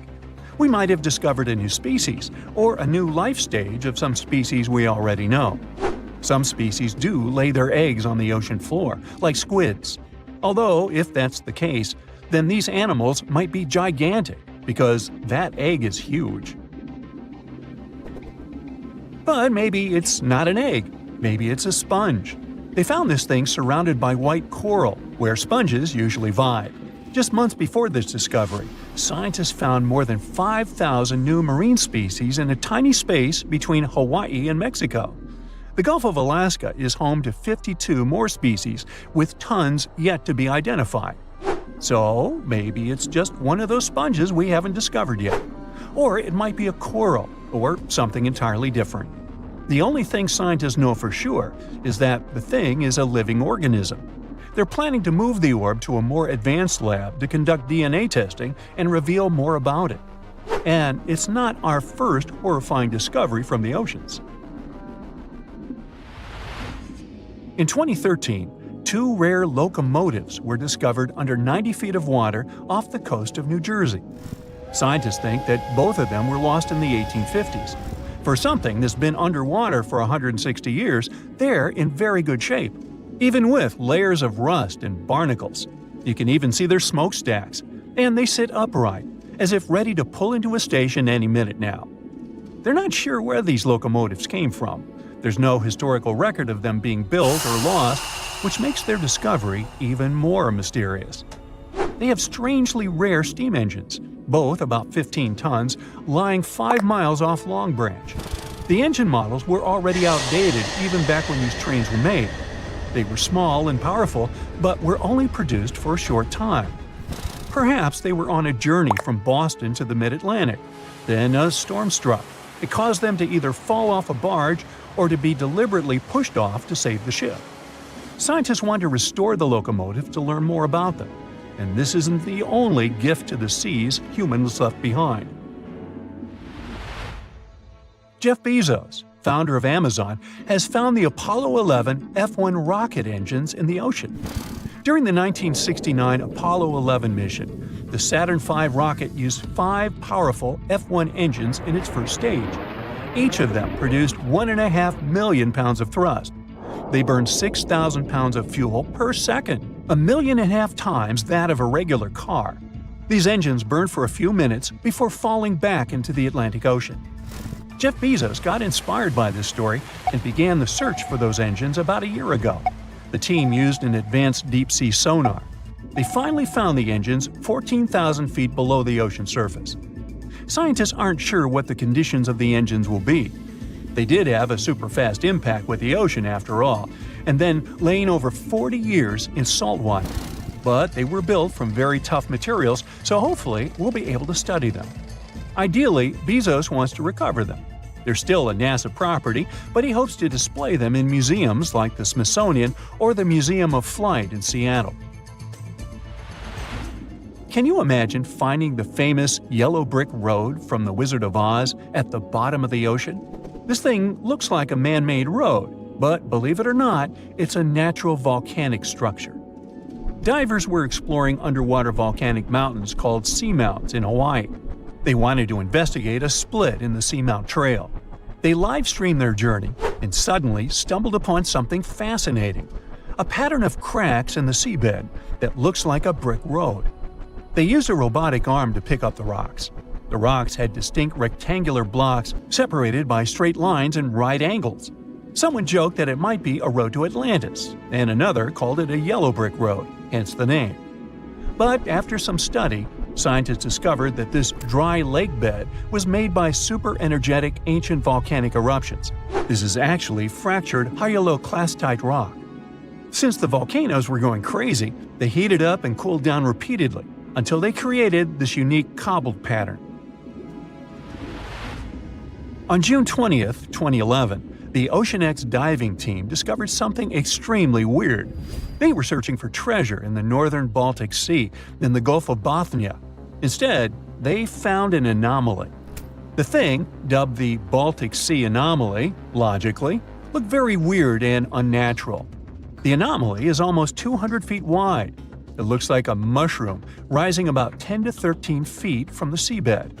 It also has a huge disc shape, twice the size of a football field. The main part of the anomaly has straight edges and box-like structures. The top has cracks filled with some unknown black material, and it's not made of metal. The object lies about 300 feet deep in the Gulf's waters. The main mystery is why it's there. This discovery did create buzz in mass media. Some people started saying that it might be a sunken extraterrestrial ship, the remains of Atlantis, or a portal to another world. These claims got even more support when we found weird pavement-like platforms surrounding the object. It kind of looks like a staircase. And on top of that, explorers reported that their electrical equipment, like sonar instruments and satellite phones, malfunctioned near the thing. And it's not even some random reports. Researchers from different institutes said that as well. But scientists think that this is most likely a natural geological formation, even if it doesn't look like it. Although they can't really explain what that formation is supposed to be. They have many theories. It could be linked to human evolution, a glacial deposit from the Ice Age, a result of volcanic activity, and so on. Maybe it's even the remnants of an asteroid that landed on the seafloor thousands of years ago. But none of these theories explain why electronic equipment stops working near it. Who knows? Maybe we'll learn the truth someday. But how about technologies that came to us from the distant past? This strange thing is often called the first known analog computer. It's called the Antikythera mechanism. We discovered the mechanisms in 1901 near the Greek island of Antikythera. It might be from around 87 BCE. They found it in a shipwreck, in incredibly good shape for being so old. The thing was super complex. Machines of similar complexity didn't appear anywhere in the world until the 14th century. There was also a mysterious lump. When they separated into multiple fragments, they found inscriptions inside. They were hard to read because of all the corrosion, but when they deciphered it with X-ray, they discovered that these were the instructions, telling how exactly to use it. Wow, what a gift to archaeologists! So, it turns out the mechanism was made to predict astronomical positions and eclipses decades ahead. Ancient scientists used this computer to track the 4-year cycle of athletic games, similar to the ancient Olympics. The mechanism had a very intricate structure of 37 bronze gears that tracked the movements of celestial objects. But at least here, we know that these things were